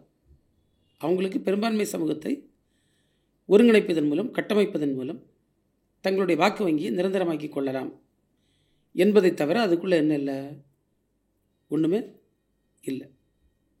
ஸோ அப்படி ஒரு ப்ரொபகண்டா அவங்க பண்ணி ஒரு ஹிந்து ஓட் பேங்கை உருவாக்கி இருக்காங்க இல்லையா கன்னியாகுமரியில். அது எப்படி சாத்தியமானதுன்னு நினைக்கிறீங்க? அது இப்போ ரொம்ப நாளுக்கு நாள் கீழே தான் போயிட்டுருக்கு. நீங்கள் பார்த்தீங்கன்னா இவங்க பெரிய ஆர்எஸ்எஸ் இல்லை, பட் ஹிந்து ஓட் பேங்க் அவங்க உருவாக்குனாங்க சார். அதை வந்து கன்சால்டேட் பண்ணால் தானுலிங்கம் நாடார் போன்றவர்கள்லாம் வந்து பேசினது இந்துக்கள் வாக்கு என்பது இந்துக்களுக்கே. இதில் இந்த முழக்கங்கள்லாம் வந்து பெரிய அளவுக்கு ரெசனேட் ஆகிருக்கு இல்லையா அந்த பப்ளிக் மத்தியில். ஆமாம், நீங்கள் பப்ளிக் வந்து எப்போவுமே வந்து மக்கள் வந்து ஒரு எமோஷனல் உணர்வு ரீதியாக இருக்கக்கூடிய மக்கள். மக்களுடைய உணர்வை தூண்டுவதற்கு மிக எளிமையான ஆயுதம் வந்து மதம். அப்போ இது பிஜேபிக்கு ஆர்எஸ்எஸ்க்கு நல்லா தெரியும். மிக எளிமையான ஆயுதம் மதம். இப்போ நீங்கள் வந்து இவங்க ரமண மகரிஷியை தூக்கி பிடிப்பாங்களா? பிடிக்க மாட்டாங்க. ஏன்னா அவர் சொல்லார் வேதாந்தாவும் பைபிளும் எல்லாம் ஒன்று தான் சொல்லார். Subject over. விவேகானந்தருடைய டீச்சிங்ஸு, சிகாகோ டீச்சிங்ஸ்னு சொல்லுவாங்க. எங்கேயாவது ஒரு ஆர்எஸ்எஸ்காரன் நீங்கள் வந்து அவன் என்ன பேசினார் சிகாகோவில் இன்னும் பேசுனப்ப கேட்டிருக்கீங்களா? நான் கேட்டதே இல்லை. அது பேச மாட்டான். சிகாகோவில் உரையாற்றினார், இந்தியாவில் சென்ற ஒரு புனிதர் வந்து உலகம் பெற பெயர்வாங்க. சார் அவர் தெளிவாக சொல்லிட்டாரு, ஜாதியும் இல்லை மதமும் இல்லை. அதாவது you are the creator of your destiny. நீ தான் உன்னுடைய இலக்கை தீர்மானிக்கக்கூடியவன். அப்போ அர்த்தம் என்ன? நீ சார்ந்த மதமோ, நீ சார்ந்த ஜாதியோ, நீ சார்ந்த இனமோ, நீ சார்ந்த சமூகமோ எதுவும் இல்லை, எதுவுமே இல்லை. இட் இஸ் யூ, நீ தான். அப்போது ஜாதிக்கு மதத்துக்கு என்ன வேலை? இதை பிஜேபி பேசுமா? எங்கே பேசியிருக்கா? அமெரிக்க நாட்டு சகோதர சகோதரிகள்னு சொன்னார். நான் ஒரு இந்தியனாக, இந்துக்களின் பிரதிநிதியாக உங்கள் இப்போ முன்னறிக்கையில் பெருமடையேன். என்ன பெருமைன்னு சொல்லிட்டு சொன்னார்னா, we believe in religious tolerance. நாங்கள் சமய பொறுமையை நம்புகின்றோம் என்று. அவர் அங்கே போய் என்னுடைய மதம்தான் சிறந்தது, என்னுடைய மதத்தை யாரும் போட்டப்பட முடியும்னு சொல்லியிருந்தா அங்கே ஒரு மாலை போட்டு அனுப்பியிருப்பாங்களா? விரட்டியிருப்பாங்க. அவர் பேசுகிறது சமய பொறுமை. அவை விவேகானந்தரை பேசுகின்றவர்கள் சமய பொறுமையை பேச வேண்டும். அப்போ இதெல்லாம் இவனுக்கு தெரியும். இவன் அதை பேசவே மாட்டான். ஐயா வைகுண்டரை பேச மாட்டான். ஏன்னா அவர் சொன்னால் தாள கிடப்போனே தற்காப்பு தர்மம்னு சொன்னார். அப்போ நீங்கள் தர்மம் பண்ணணும். எப்படி பண்ணணும்? தரையில் இருக்கணும், தூக்கி உட்கார வைக்கணும். இன்றைக்கி மேலே உட்கார தூக்கி தரையில் போட போகிற தர்மத்தை பேசக்கூடியவங்க ஐயாவை தூக்க முடியுமா? நீங்கள் போய் இவரை கேரளாவில் வந்து நம்முடைய நாராயணகுருவை பேச முடியுமா? அவர் சொன்னார், ஒரு ஜாதி ஒரு கடவுள். அப்போ நீ ஒரு ஜாதிக்குள்ளே வரணும், அடுத்த ஒரு கடவுளுக்குள்ளே வரணும், அடுத்த ஒரே மதத்துக்குள்ளே போகணும். நீ இது ரெண்டையும் விட்டுற, ஒரே மதத்துக்கு போகிற. ஏன் ஒரே மதத்துக்கு போகிற? நீ வந்து உன்னுடைய மதம்தான் சிறந்த பிரச்சாரத்தை கொண்டு போகிற, உன் மதத்துக்குள்ளே வரணும்னு சொல்லுது. நான் கேட்க, பாரதி சொன்னால் 33 கோடி தேவர்கள். 2011 சென்சஸ் சொல்லுது இந்தியாவில் மோர் தென் 2000 டிஸ்டிங்க்ட் ரிலிஜியஸ் கம்யூனிட்டிஸ். இந்தியாவில் 2000க்கு மேற்பட்ட பிரத்யேகமான மத சமூகங்கள் இருக்குது. 33 கோடி தேவர்கள். நீங்கள் கூட ஒரு 5-10 சேர்த்துடுங்க. அல்லாவை சேர்த்துடுங்க, இயேசுவை சேர்த்துடுங்க, புத்தரை சேர்த்துடுங்க, முடிச்சு போச்சுல்ல. அடுத்து எதுக்கு உங்களுக்கு பிரச்சனை? 33 கோடி சேர்ப்பீங்க, இதையும் கூட சேர்த்துட்டு போங்க. அப்போ இது எல்லாமே பிஜேபி தெரியாதா? நாங்கள் தான் அறிவாளி, உலகத்திற்கே அறிவை கொண்டு போகிறோம், விஸ்வகுருக்கு தெரியாதா? 33 கோடி தேவர் இருக்கப்பா, கூட 3 சேர்த்துட்டு போகிறது, மக்கள் ஒற்றுமையாக வாழலாம், அவருக்கு தெரியாதா? அப்போ இது என்னென்னா, இது அரசியல். இவங்க வெறுப்பை ஏற்றினா தான் இவனை கட்டமைக்க முடியும். இல்லைன்னா இந்தியாவில் ஹிந்துக்களுக்கு என்ன அச்சுறுத்தல் இருக்கிறது? ஒன்றுமே இல்லை. பட் இதுதான் காலங்காலமாக அந்த 1982 80ஸ்லேருந்தே அந்த நரேட்டிவ் அப்படின்றது கன்னியாகுமரியில் ஒர்க் அவுட் ஆகிருக்கு. இப்போ உடைச்சாச்சு. மொபிலைசேஷனுக்கு அது உதவி இருக்கிறது இல்லையா? நீங்கள் மக்கள் என்னைக்கு வர அறியாமையில் இருக்கிறார்களோ, இப்போ எனக்கு உங்களை தெரியாதுன்னு வச்சுங்களா, உங்களை பற்றி ஒரு கற்பனை கட்டுவான், அதை நான் கேட்டிருப்பேன். அப்போ நான் அப்படி தான் இருக்குமோன்னு நினச்சிருவேன். ஏன்னா ஐ எம் இன்னசென்ட். இல்லை, இந்த கட்டமைப்பு பற்றி தான் வந்து ஜஸ்டிஸ் வேணுகோபால் கமிஷனும் அதை பேசுது. மண்டைக்காடு ரயட்ஸ் தொடர்பாக நடந்த அந்த விசாரணையில் இந்த பில்டப் அப்படின்றது ஒரு நாளில் நடக்கலை. இது ஸ்லோவாக 2 தரப்பும் வந்து அதை செஞ்சிட்டு இருந்தாங்க. நீங்கள் வந்து இந்துக்கள் மட்டும்தான் அதை செய்தார்கள்ல, கிறிஸ்துவர்களும் வந்து கொஞ்சம் மிலிட்டண்ட்டாக தான் கன்னியாகுமரியில் இருந்தாங்க. ஸோ அது ஒரு மிக முக்கியமான காரணமாக அமைந்து விட்டது. ஆர்எஸ்எஸ் உடைய வளர்ச்சி அப்படின்றதும் வந்து இந்த பக்கம் கிறிஸ்துவர்களும் வந்து கொஞ்சம் ரோபஸ்டாக மிலிட்டண்ட்டாக இருந்ததன் விளைவு தான் அதுவும் வந்து நடந்திருக்கு. 2வது, ஆர்எஸ்எஸ் போன்ற அமைப்புகள்லாம் வந்து இந்து மதத்தை காப்பாற்ற வருகிறோம், இந்து மதத்தை காப்பாற்றுவதற்கு ஆர்எஸ்எஸ் போன்ற அமைப்பெல்லாம் தேவையில்லை அப்படின்னு தான் அதில் வந்து அவர் ரெக்கார்ட் பண்ணியிருக்காரு. முடிந்த அளவுக்கு அரசாங்கத்துக்கு ரெக்கமெண்டேஷன்ஸும் கொடுத்துருக்காரு அந்த வேணுகோபால் கமிஷன் ரிப்போர்ட்டில்.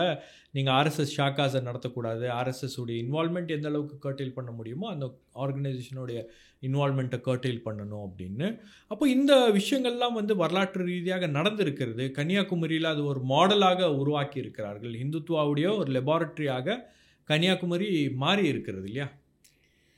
சார், நீங்கள் பார்த்தீங்கன்னா இப்போ அங்கே கிறிஸ்டியன்ஸ் கவுண்டர் பண்ணாங்க, யூபியில் முஸ்லீம்ஸ் கவுண்டர் பண்ணாங்க, கேரளாவில் காசர்கோடில் முஸ்லீம் கவுண்டர் பண்ணது, திருவனந்தபுரத்தில் கிறிஸ்டியன் கவுண்டர் பண்ணான். இதெல்லாம் சொல்லிகிட்டு இருக்கான். Offensive, defensive. நீங்கள் அடிப்பீங்க, நான் தடுப்பேன், நான் இப்படி இருப்பேன். ஸோ அந்த ஆர்கியூமெண்ட் வந்து நல்லன்வாயிடும். நீங்கள் அடித்தா அவன் ஹெல்த்தாக இருந்தால் தடுப்பான், அது இயற்கை. So you are offensive, so they are defensive. நீ அடிக்க, அவங்க தடுக்காங்க. அல்ல, அது இல்லை. இவன் என்ன பேசுகிறான்? நானே அவங்க மேடைகளை கேட்டிருக்கேன். நீ என்ன சொல்கிறோன்னா, ஒரு கோழி கடையை பாரு, ஆட்டிறைச்சி கடையை பாரு, மாட்டிறைச்சி கடையை பாரு, எல்லாம் முஸ்லீம். கோழியை விட்டா, ஆட்டை விட்டா, மாட்டை விட்டா, மனுஷனை விட்டா. ஏன் ஹிந்துஸ் கோழி கடை வைக்க இல்லையா?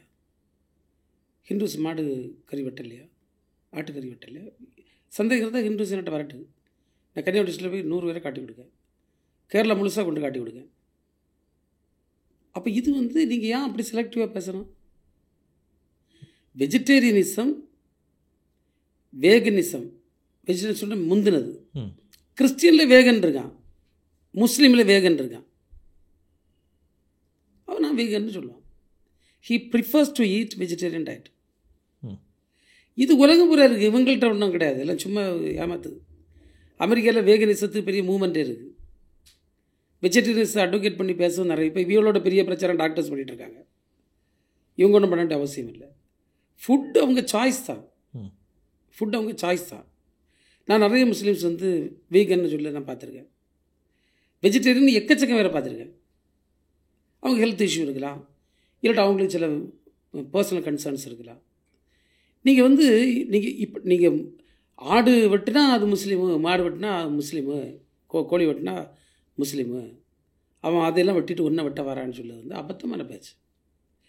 இதுதான் வெறுப்பு. நீங்கள் வந்து ஆர்எஸ்எஸ்லேருந்து வெளியே வந்த எந்த நபரை கேளுங்க. நான் 2-3 தினங்களுக்கு முன்னால் நான் வந்து ட்ராவல் பண்ணிகிட்ருக்க சமயத்தில் ஒரு ஆர்டிக்கிள் படித்தேன். அவர் வந்து எனக்கு கரெக்டாக பேர் ஞாபகத்தில் இல்லை.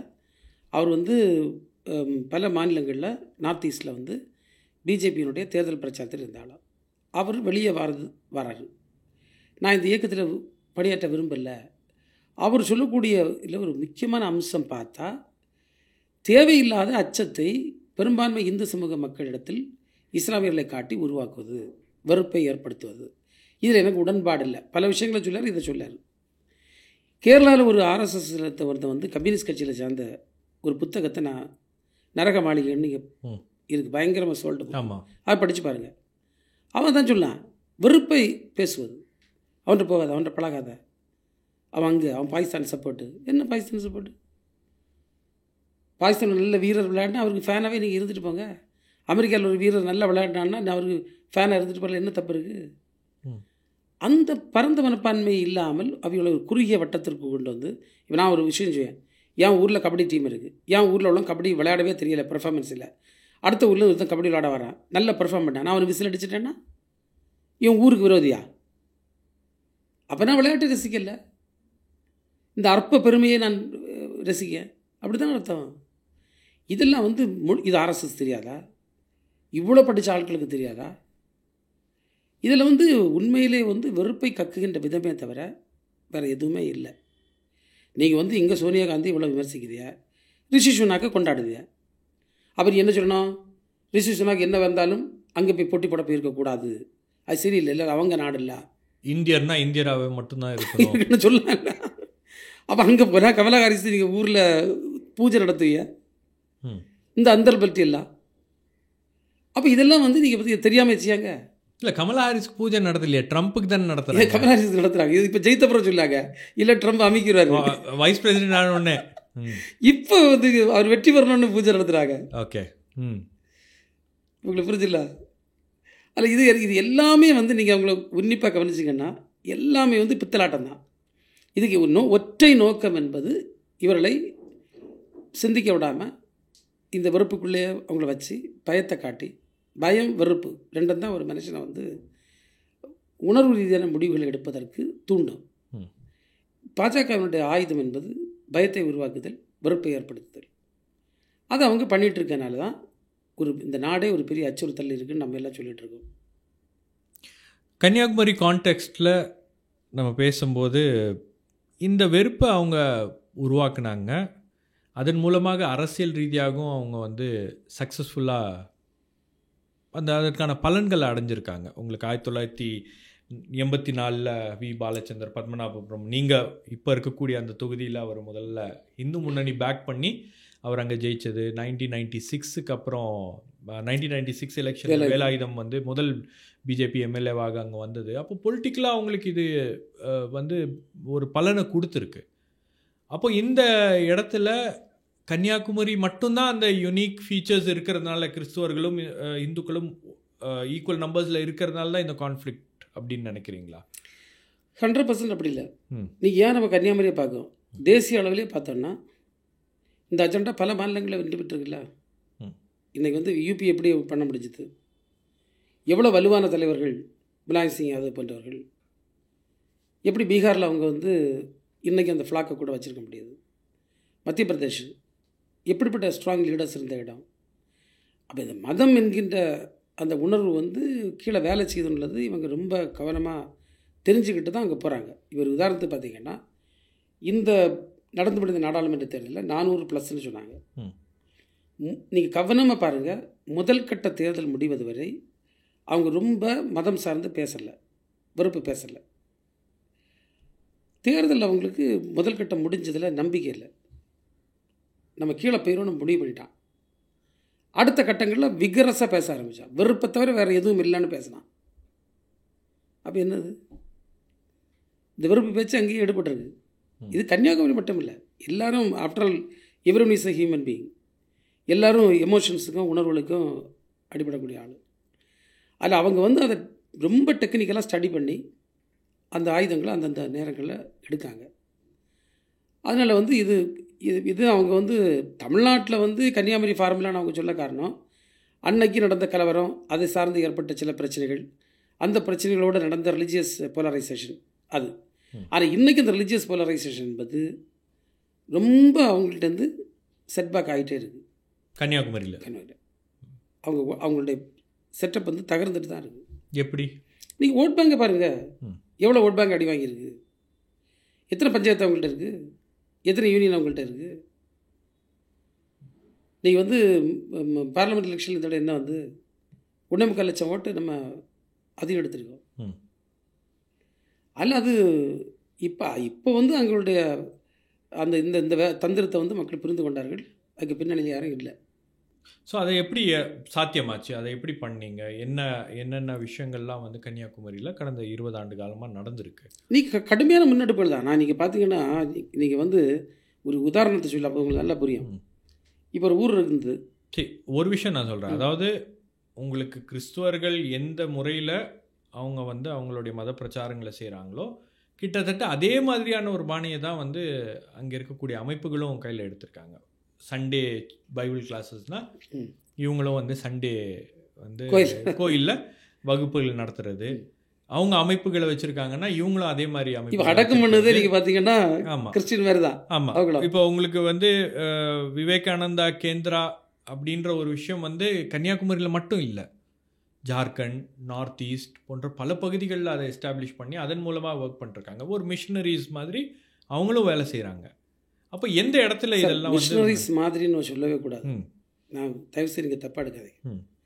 மிஷினரிஸுடைய ரோல் வந்து யாருமே குறை சொல்ல முடியாது. நீங்கள் ஒரு எக்ஸாம்பிள் சொல்ல, நீங்கள் வந்து சதி யார் ஒழிக்கணும்னு சொன்னது? யார் அதை கையில் எடுத்தது?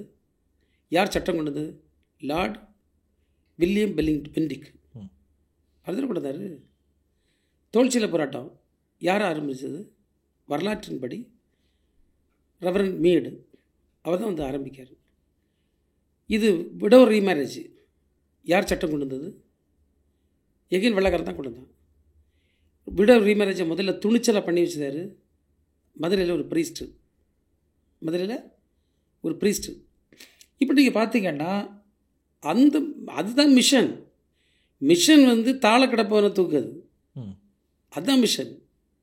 குழப்பம் உருவாக்குது. ஒரு மதம் சார்ந்த ஜாதி சார்ந்த ஒருங்கிணைப்பு பண்ணது வந்து மிஷனே இல்லை. அது மிஷன் இல்லை, அது ஒரு வேலை, அவ்வளோதான். ஸோ நீங்கள் அந்த உதாரணத்தோட சொல்கிறேன், நீங்கள் எப்படி ஒர்க் பண்ணீங்க அப்படி? நீங்கள் இப்போ பார்த்தீங்கன்னா என் ஊர் இருக்குது, பக்கத்தில் ஒரு ஊர் இருக்கும். அந்த ஊரில் ஒரு சிறுபான்மை ஜாதியை சார்ந்த மக்கள் இருக்காங்க. அங்கே வந்து 80களுக்கு முன்னால் இந்த பிரச்சனைகளுக்கு முன்னால் அவங்களும் பெரும்பான்மை சமூகத்துக்கும் பெரிய தொடர்பு இருந்தது. இப்போ ஆர்எஸ்எஸ் வந்த பிறகு பார்த்திங்கன்னா எந்த நிகழ்ச்சிக்குமே மற்றவங்களை கூப்பிடவே சம்மதிக்க மாட்டான். அந்த சின்ன யங் மைண்ட்ஸில் அவ்வளோ வெறுப்பை அவன் விதைச்சி அவனுக்கு எதிரானவன், நீ எது கல்யாணத்துக்கு அவனை கூடணும், அவங்க எதிரானவன் எதுக்கு நீ வந்து மரணத்துக்கு அவன்கிட்ட சொல்லணும், எவ்வளவு கீழ்த்தரமான ஒரு வேலை. அப்போது இப்படியே வந்து அந்த பிள்ளைகளை வந்து நீங்கள் பார்க்க, நீங்கள் வந்து நான் வந்து எதையும் வக்காலத்து வாங்கி பேசலை. ஒரு கோயிலில் ஒரு பிரச்சாரம், ஒரு பிள்ளைகளுக்கு கிளாஸ் நடக்குது, எந்த கோயிலாக இருக்கட்டும், அங்கே என்ன பேசணும்? நல்ல விஷயங்களை சொல்லணும். அங்கேயும் நீங்கள் வெறுப்பை சொன்னால், அங்கேயும் நீங்கள் தவறான கருத்து சொன்னால், இப்போ நான் சொல்லணா, நீங்கள் வந்து இவங்க ட்ரெயின் பண்ண பிள்ளைகளை எடுத்து வச்சு விவேகானந்தருடைய பெருமையை கேளுங்க. நான் சொன்ன 2 பெருமையை அவங்க சொல்லிட்டா என்கிட்ட சொல்லுங்கள். அதை அவன் டீச்சே பண்ணலை.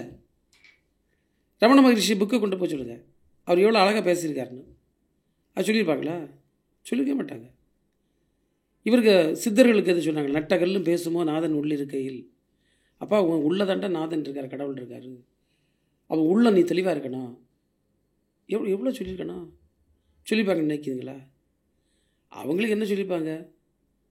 நீங்கள் வந்து நம்ம மகாபாரதத்தில் அந்த விரல் வெட்டின கதை தெரியும்ல, இதை சொல்லிக் கொடுப்பான். ராமாயணத்தில் சம்புகருக்கு தலையை வெட்டின கதையை நியாயப்படுத்தி சொல்லிக் கொடுப்பான். சொல்லிக் கொடுக்க இல்லை, நியாயப்படுத்தி சொல்லிக் கொடுப்பான்.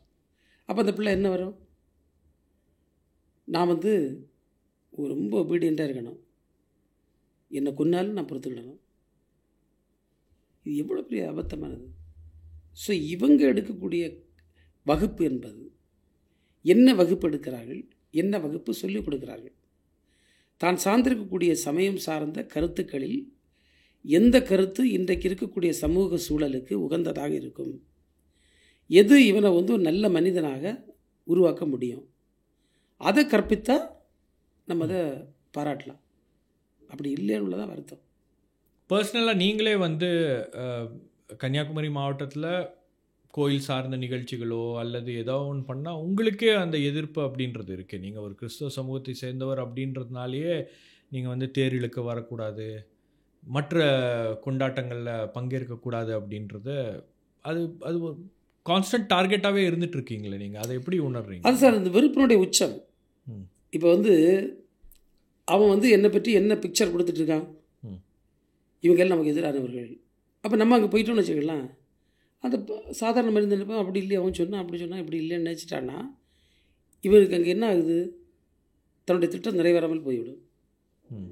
நான் என்ன சொன்னால், என்னுடைய மக்கள், எனக்கு தெரியும் ஜாதியும் இல்லை மதமும் இல்லை, இதெல்லாம் மதம் என்பது அவருடைய நம்பிக்கை, நம்ம அதில் குறை சொல்லவில்லை. சாதி என்பது கிடையாது, அதை நான் சிறு வயதிலேருந்து உறுதியாக ஏற்றுக்கொண்டவன். அதுக்கப்புறம் எனக்கு என்னுடைய மக்கள்கிட்ட போகிற எது என்ன தடுக்குது? எதுவும் என்ன தடுக்கலை. நீங்கள் வந்து நீங்கள் ஒரு சமயத்தை சார்ந்தவர், சரி உங்கள் நம்பிக்கை, இன்னொரு மதத்தை சார்ந்தவர் அவருக்கு நம்பிக்கை, நான் ஒரு மதத்தை சார்ந்த என்னுடைய நம்பிக்கை, நான் அதுக்குள்ளே வரல. நீங்கள் ஒரு விழா கூப்பிடுங்க நான் வருவேன், அவர் ஒரு விழா கூட நான் போவேன்.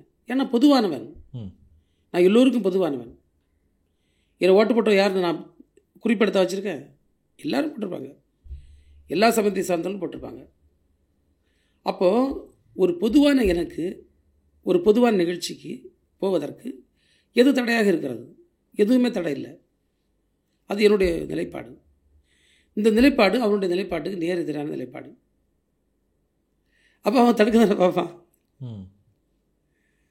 எப்படி எதிர்கொள்வீங்க? ஒன்றுமே எதிர்கொள்ளாண்டா. நீங்கள் மக்கள் நம்ம கூட நிற்க சமயத்தில் எதிர்கொள்ள என்ன இருக்குது? நீதிமன்றத்துக்கு போனாங்க, இவருக்கு வந்து நம்பிக்கை கிடையாது. அப்போ தான் நீதிமன்றத்துக்கு 2 கேள்வி தான். என்னுடைய வழக்கறிஞரோடு நான் பேசினேன், அவர்கிட்ட சொன்னேன், எனக்கு நம்பிக்கை இருக்கிறதா இல்லையா என்று நான் அறிவிக்கணும்னு எந்த சட்டம் சொல்லுது?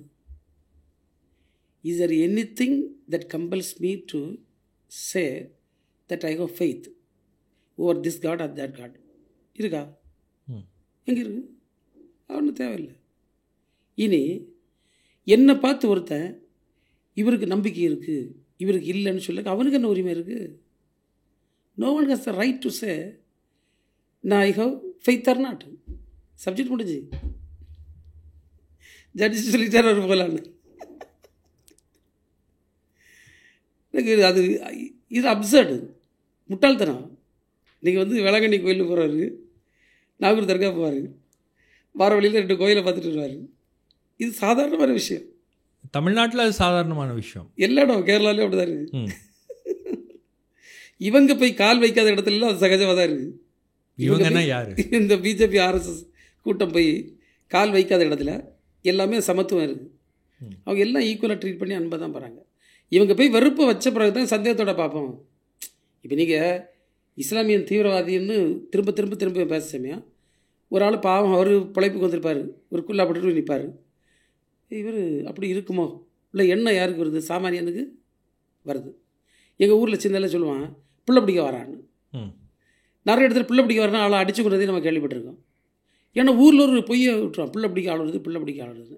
அவன் ஊருக்கு தெரியாத ஒருத்தன் நல்ல காரியத்துக்கே சுற்றிடுவான், அவனை போட்டு அடிச்சு விடுவான். இதுதான் இவங்க வேலை.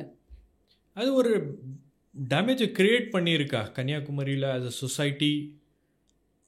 இந்த மாதிரியான இந்த வெறுப்பு பிரச்சாரம், இந்த வெறுப்பு அரசியல், ஒரு மதத்துக்கு எதிராக இன்னொரு மதத்தை நிறுத்துவது என்ன மாதிரியான ஒரு தாக்கத்தை ஏற்படுத்தியிருக்கு? நீங்கள் வந்து எந்த சமூகம் எல்லோரையும் ஏற்றுக்கொண்டு வாழுகிறதோ அந்த சமூகத்தினுடைய வளர்ச்சி ரொம்ப ஃபாஸ்ட்டாக இருக்கும். எது தன்னை ஒரு குறுகிய வட்டத்துக்குள் நிறுத்துதோ அது வந்து வளர்ச்சி கம்மியாக இருக்கும். நீங்கள் பார்த்தீங்கன்னா இந்த பிஜேபி RSS ஊடுருவி இருக்கக்கூடிய இடங்களில், அதாவது அவங்க கட்டுப்பாட்டில் இருக்கக்கூடிய இடங்களில் கண்டிப்பாக நான் எழுத்து மூலமாக உங்களுக்கு தரேன், அங்கே வந்து ஓவரால் டெவலப்மெண்ட்டு கம்மியாக தான் இருக்கும். எஜுகேஷனாக இருக்கட்டும், அவேர்னஸாக இருக்கட்டும், எல்லோரோடும் பழகக்கூடிய நீங்கள் சமூக காரணிகளை போட்டு பார்த்தீங்கன்னா, நான் பொருளாதாரத்தை கூட வரல, கம்மியாக தான் இருக்கும், குறைவாக தான் இருக்கும். அதில் இன்க்ளூசிவிட்டி தான் நீங்கள் உங்களை தூக்கம். நீங்கள் சின்ன நாடுகள், சிங்கப்பூர் எடுத்துருங்க, எப்படி வளர்ந்தது? நான் சிங்கப்பூர், யாரும் வரக்கூடாது, நான் தான், வளர்ந்துருக்குமா? வாய்ப்பே இல்லை. அப்போ அதனால் வந்து இன்க்ளூசிவிட்டி வந்து இன்றைக்கி இருக்கக்கூடிய ஒரு குளோபலைஸ்டு சொசைட்டியில் வேணும். அன்றைக்கி மனுஷன் நகர முடியாது. அவன் ஊர்லேயே பிறப்பான், அவன் ஊரை மட்டுமே தெரிஞ்சிருப்பான், அவன் ஊர்லேயே விவசாயம் பண்ணுவான், அவன் ஊர்லேயே சாப்பிடுவான், அவன் ஊர்லேயே கல்யாணம் பண்ணுவான், அவன் வாழ்க்கை முடிஞ்சிடான். இப்போ அப்படி அல்ல. ஆனால் இன்றைக்கி வந்து எல்லாரையும் நம்ம இன்க்ளூசிவாக தான் போக முடியும்.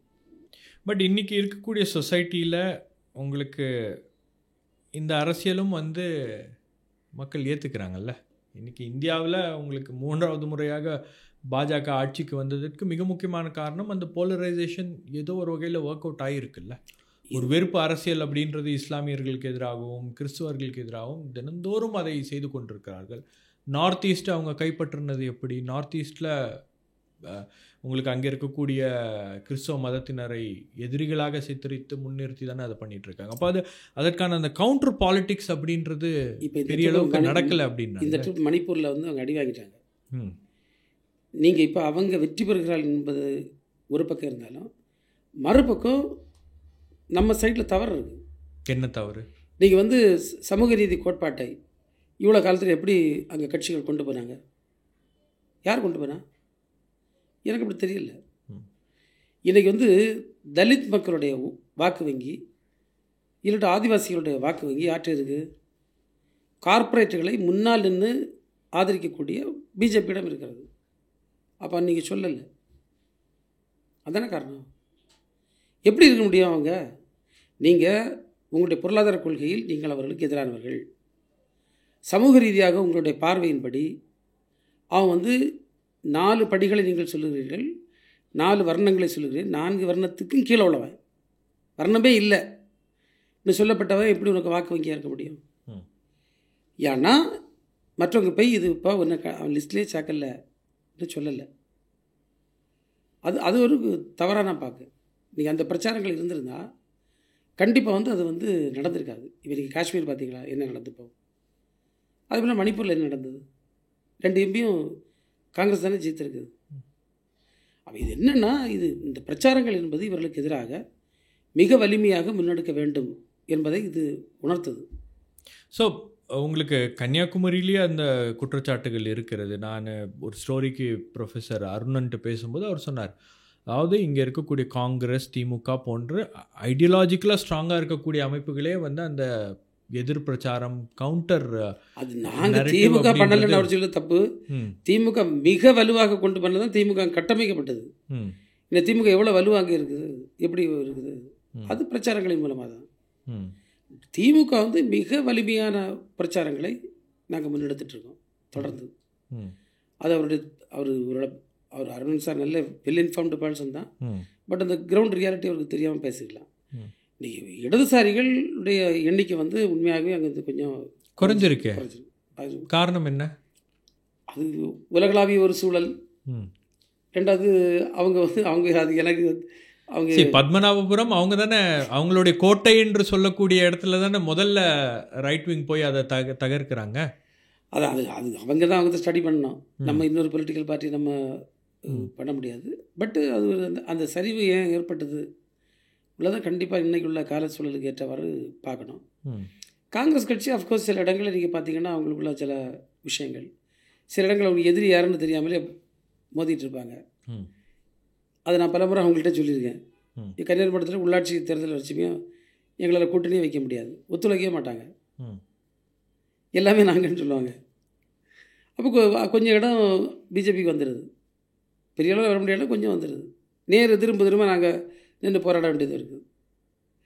அப்போ இதெல்லாம் வந்து நீங்கள் வந்து உன்னுடைய எதிரியை பொறுத்து நம்ம வந்து களத்தை அமைக்கணும் உள்ள சூழலுக்கு இவங்க வாரதில்லை. அது மேபி இருக்குல்ல. இப்போ ஹரியானா கூட எலெக்ஷன் அது ஒரு ஸ்ட்ராட்டஜிக் மிஸ்டேக்னு நினைக்கிறீங்களா? அதாவது டெமோக்ராட்டிக் ஃபோர்ஸஸ் வந்து செக்யுலர் ஃபோர்ஸஸ் வந்து அந்த மாதிரி ஒரு எதிரியுடைய பலம் தெரியாமல் அவங்க வந்து அதில் என்ன நீங்கள் ஹரியானாலேருந்து நடந்துப்போம் எப்படி ஓட்ட விட்டீங்க? எதுக்கு கோட்டை விடணும்? ஜெயிக்கக்கூடிய தேர்தல். சார் நீங்கள் இப்படி நிறைய இடத்துல தப்பு பண்ணியிருக்கோம்ல. நீங்கள் லாஸ்ட் எலெக்ஷனில் கூட நம்ம கொஞ்சம் இன்னும் ஸ்ட்ராட்டஜிக்காக இருந்திருக்கலாம் உள்ளது என்னுடைய கருத்து. நீங்கள் டிஎம்கே அதில் கரெக்டாக தான் ரோல் ப்ளே பண்ணுது, யாரும் குறை சொல்ல முடியாது. But what about other political parties? அதில் வந்து கொஞ்சம் கேர்ஃபுல்லாக டீல் பண்ணணும். அவ்வளோதான், கேர்ஃபுல்லாக டீல் பண்ணணும். இப்போ தமிழக அரசியல் சூழலில் அண்ணாமலை வந்ததுக்கு பிறகு பாஜகவுடைய ஒரு வளர்ச்சி அப்படின்றது அசூர வளர்ச்சியாக இருக்கிறது. பெரிய அளவுக்கு வந்து பிஜேபியோடைய வளர்ச்சி அப்படின்றது உங்களுக்கு கன்னியாகுமரியிலேருந்து அந்த தென் மாவட்டங்களில் இருக்கிறது அப்படின்னாங்க. உங்களுடைய அண்டர்ஸ்டாண்டிங் என்ன? நான் அது ஏன்னா ஒரு குமரி சங்கமம் அண்ணாமலை வந்து நடத்தும் போதோ அல்லது அவருடைய பாத யாத்திரை அவர் வரும்போது கூட கன்னியாகுமரியில் தான் பெரிய அளவுக்கு மக்கள் திரண்டார்கள் அப்படின்றது அவங்க கிளைம் பண்ணுறாங்க. ஏன் எலெக்ஷனில் ஜெயிக்க முடியல? பார்லிமெண்ட் எலெக்ஷனில் இப்போ நீங்கள் ஜெயித்திருக்கணும் இல்லை? 1.25 லட்சம் ஓட்டில் உங்களுக்கு குறைஞ்சி போச்சு. நீங்கள் இதெல்லாம் வந்து ஒரு ராங் நோஷன். நீங்கள் ஒரு எக்ஸாம்பிள் சொன்னீங்கன்னா, நான் பார்லிமெண்ட் எலெக்ஷன் முன்னால் நிறைய ஜேர்னலிஸ்ட்டு பேட்டி எடுத்திருக்காங்க. என்னோட அடித்து பேசுனாங்க பிஜேபிக்கு ஹைலி கான்ஃபிடென்ஷியல் கான்ஸ்டுவன்சி அது கன்னியாகுமரி. அப்போ நான் சொன்னேன் விட்டுருங்க, ஃபர்கெட்டை போட்டுட்டு 40லேயும் தோற்று போவாங்கன்னு சொன்னேன். அது ஏன் அப்படின்னு கேட்டாங்க. கன்னியாகுமரி தான் நம்பிக்கைன்னா இப்படி கன்னியாகுமரி ஜெயிக்கும். நான் அப்போவுமே சொன்னேன், என்னுடைய பேட்டி நீங்கள் இருங்க, நீங்கள் பாருங்கள், பழையதை விட 50,000 ஓட்டு கூட வாங்குன்னு சொன்னேன். பழையது 1.25 லட்சம் 1.25 லட்சம். அப்போது அது வளர்ந்துருக்குன்னா எங்கே வளர்ந்தது? வளர்ந்தால் ஓட்டு வரணும் இல்லை? ஸோ அந்த விஷயம் முடிஞ்சு. தமிழ்நாடு நீங்கள் வந்து விட்டுருங்க. இந்த ட்ரிப் அவங்க வாங்கின ஓட்டு வந்து காஸ்ட் போலரைசேஷனில் ரொம்ப போனாங்க. இப்போ ராமநாட்டில் ஓபிஎஸ் வாங்கின ஓட்டு பிஜேபி ஓட்டா வாங்கிடுவாங்களா? அடுத்த எலெக்ஷனில் அசம்பிளியில் வாங்குவாங்களா? இப்போ ஐஜேகே வாங்கினது ஓட்டு உடையார் கன்சால்டேஷன் பேசிகிட்டு இருந்தார். அதை வந்து நீங்கள் இந்த ஓட்டு எடுக்க முடியுமா? ஏசிஎஸ் வாங்கின ஓட்டு பிஜேபிக்கு ஓட்டா? தினகரன் வாங்கினது பிஜேபிக்கு ஓட்டா? அப்படி கிடையாது. இந்த தடவை காஸ்ட் போலரைசேஷனை ரொம்ப தூக்கி பிடிச்சாங்க. காஸ்ட் லீடர்ஸை வந்து கொண்டு அந்தந்த காஸ்டினுடைய ப்ரெசன்ஸ் கூட இருக்கிற இடத்துல விட்டாங்க. ஸோ இது ஒரு சாம்பார் ஓட்டு. இது வந்து பொலிட்டிக்கல் கன்சல்டேஷன் ஆகாது. அதில் அவங்க வளர்ந்தாங்கன்னு சொல்லல எனக்கு பெரிய நம்பிக்கை தெரியலை. அவங்க ப்ராப்பராக பொலிட்டிக்கலாக கண்டெஸ்ட் பண்ணி ப்ரூவ் பண்ணணும். புரிஞ்சில்ல? குறிப்பாக இந்த கன்னியாகுமரி மாவட்டத்தில் இருக்கக்கூடிய பிரச்சனைகளில் ரொம்ப முக்கியமான பிரச்சனை, நீண்ட காலமாக நீங்களும் போராடிட்டு இருக்கக்கூடிய ஒரு பிரச்சனை, அந்த கனிம வள கொள்ளை அப்படின்றது. ஆட்சிக்கு வர்றதுக்கு முன்னாடி ரொம்ப ஃபோர்ஸ்ஃபுல்லாக நீங்கள் அந்த பிரச்சனையை பற்றி பேசி கொண்டு இருந்தீர்கள். நீங்கள் ஆட்சிக்கு வந்ததுக்கப்புறம், திமுக ஆட்சிக்கு வந்ததுக்கப்புறம் double the amount of drugs இல்லை இப்போ கன்னியாகுமரியில் அது போகுது. அதை தடுக்கிறதுக்கு நீங்கள் என்ன பண்ணியிருந்தீங்க? ஒரு அமைச்சராக இருக்கும்போதோ அல்லது அதுக்கப்புறம் ஆட்சியில் இருக்கும்போதோ? சரி, இப்போ நான் வந்து ஸ்டெப் பை ஸ்டெப் என்ன ஆக்ஷன்ஸ் எடுத்துள்ளதை நான் பலமுறை பத்திரிகை சொல்லியிருக்கேன். நான் மட்டும் இல்லை, நம்ம கவர்மெண்ட்டு, டிஎம்கே கவர்மெண்ட் என்ன நடவடிக்கை எடுத்துருக்கு. ஒரு விஷயத்தை எல்லாரும் மறந்துடுறாங்க, நீதிமன்றம் அதில் எப்படி தலையிட்டுருக்குன்னு. அது நீதிமன்ற தலையிட யாரும் பேசலைன்னு தான் எனக்கு தெரியலை. ஏன்னா பலருக்கு நீதிமன்றம்னாலே பயமா, இல்லை உண்மையை மாற்றி பேச நினைக்கிறாங்களா? இப்போ நீதிமன்றம் வந்து ஒவ்வொரு மாவட்ட நிர்வாகம் எடுக்கக்கூடிய உத்தரவுக்கும் தடை உத்தரவு போட்டால் அப்புறம் என்ன பண்ண முடியும்? இன்றைக்கி வந்து நீதிமன்ற தலையீடு என்பது கன்னியாகுமரி மாவட்டத்தில் நடக்கக்கூடிய ட்ரக்ஸு மூமெண்ட்டுக்கு ஒரு முக்கிய காரணம். ஏன்னா நாங்கள் வந்து மிகப்பெரிய முயற்சி எடுத்து நம்முடைய மாண்பு முதல்வருடைய கவனத்திற்கு கொண்டு சென்று ட்ரக்கு மூமெண்ட்டை வந்து ரொம்ப கண்ட்ரோல் பண்ணோம். அந்த வழக்கு வந்து அவங்க அந்த வழக்கு தொடர்ந்தாங்க, வழக்கு ஸ்டே கொடுத்துட்டாங்க எங்கள் நடவடிக்கைக்கு. நாங்கள் டபுள் பெஞ்சில் அப்பீல் பண்ணோம், திரும்ப ஒரு சிங்கிள் பெஞ்சில் போட்டு அந்த அப்பீலை கேன்சல் பண்ணாங்க. பொதுவாக டபுள் பெஞ்சில் வரக்கூடிய ஜட்ஜ்மெண்ட்டை சிங்கிள் பெஞ்சு பண்ணாது, ஆனால் பண்ணிடுது. இப்போ கேஸ் அப்பீல் போயிருக்கு. உங்களுக்கு தெரியும் ஒரு கேஸ் நீதிமன்றத்துக்கு போனால் எவ்வளோ ஆகணும். இப்போ நான் நினச்சிட்ருக்கேன், நான் திரும்பவும் பார்ட்டியின் பாலிசனாக அப்பியர் ஆகி போகலான்னு நினைக்கும்.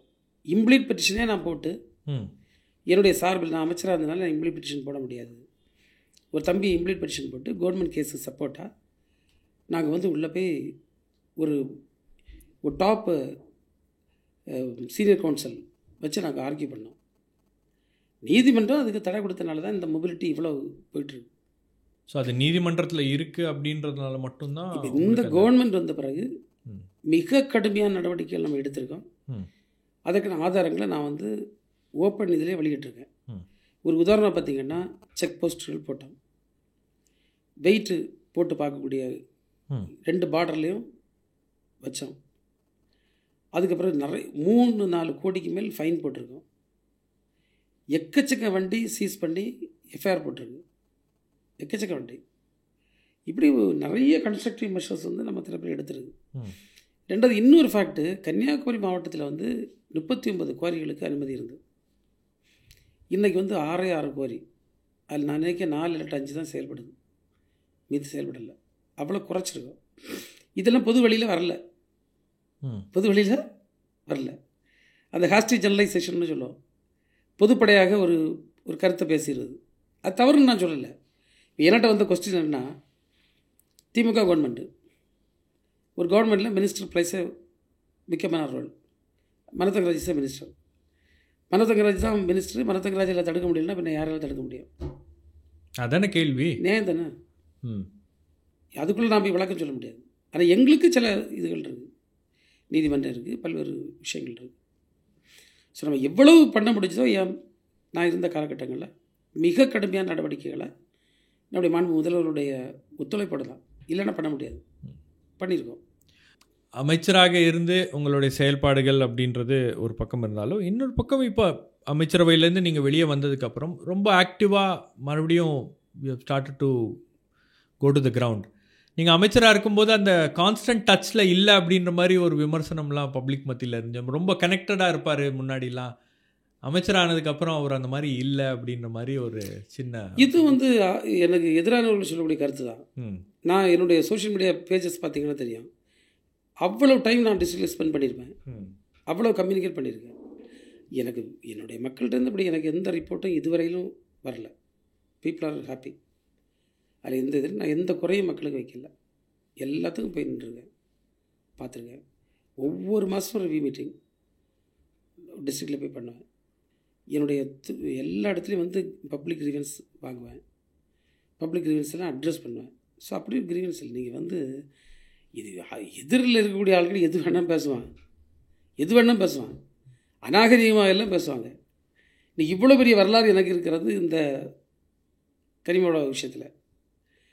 இந்த வரலாறை விட்டுக்கிட்டு அதை எனக்கு பக்கமே தசை திருப்பி விடக்கு ஒரு முயற்சி நடந்து உங்களுக்கு தெரியும்.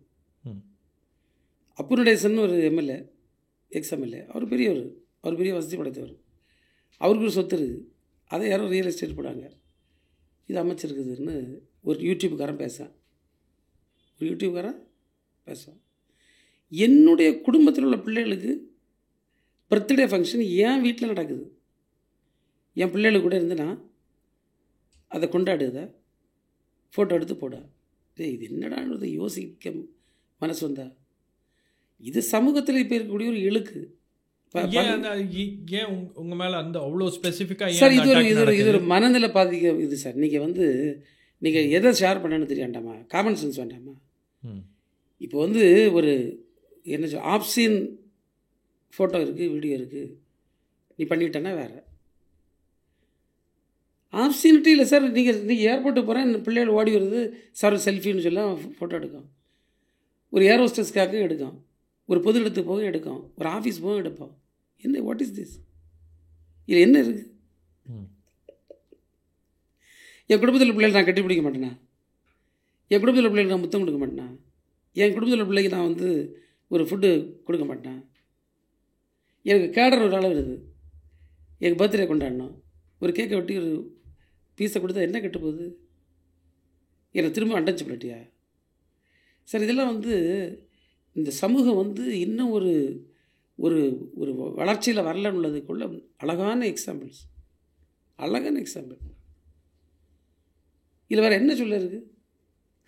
உங்கள் க்ரோத்தை பார்த்து யாராச்சும் அதை வந்து இது சும்மா சார். இதில் நீங்கள் வந்து எங்கள் ஊரில் பழமொழி சொல்லுவாங்க, இந்த சலசலப்புக்கு பனங்காட்டு நடி பயப்படாதுன்னு. இதை மாதிரி இந்த சலசலப்புக்கு நீங்கள் வந்து சார் மடியில் கனம் இல்லை, வழியில் பயம் இல்லை. ஆஸ் லாங் எஸ் நீங்கள் வந்து தெளிவாக இருக்குதோ எதுக்கும் பயப்பட வேண்டிய அவசியம் இல்லை. நீங்கள் வந்து நான் வந்து பிஜேபி எடுத்து கடுமையாக பேசக்கூடியதுன்னு கேட்பாங்க. ஏன்னு நான் என்னுடைய கருத்து தப்பில்லை, என்னுடைய கருத்து தப்பில்லை. அவங்க என் மீது பழி சுமத்துவதற்கு எதுவும் இல்லை. வேறு என்ன பண்ண முடியும்? சும்மா இதெல்லாம் பேசிகிட்டு இருப்பாங்க சார். இதில் பல என்னுடைய லைஃப்பில் நிறைய நான் பார்த்துருக்கேன், நிறைய பார்த்துருக்கேன். இதுக்கு நம்ம பதிலே இல்லை, பதில் சொல்ல வேண்டிய அவசியமே இல்லை. தமிழக அரசியல் அடுத்த ஜென்ரேஷனை நோக்கி போகுது அப்படின்னு நீங்கள் நினைக்கிறீங்களா? விஜயுடைய வருகை உதயநிதிக்கு ஒரு சேலஞ்சாக இருக்கும் அப்படின்னு நினைக்கிறீங்களா? சார், பாலிடிக்ஸ் எப்போவுமே சேலஞ்சு தான். அரசியல் சவால் இல்லாமல் இருக்குமா? அது எப்போ ஏதாவது ஒரு சவால் வந்துட்டு இருக்கும், மாறி மாறி வந்துட்டு இருக்கும். இப்போ பிஜேபி சவால்னு சொன்னாங்க, இவன் அதை காணலை. இதெல்லாம் வெயிட் அண்ட் சீன்னு பார்க்க வேண்டியதான்.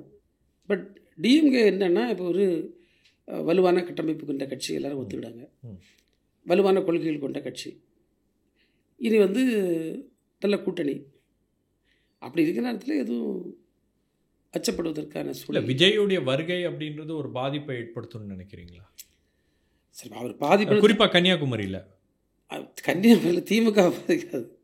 நீங்கள் வந்து அவருக்கு வருகை திமுக தான் பாதிக்கணும்னு எப்படி சொல்ல முடியும்? எத்தனை கட்சி இருக்குது? எனக்கு தெரிஞ்சு திமுக வந்த அளவுக்கு பாதிக்கக்கூடிய வாய்ப்புகள் இல்லை.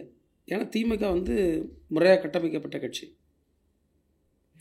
மற்றது எப்படின்னு நம்ம we out wait and see, பொறுமையாக இருந்தால் பார்க்கணும்.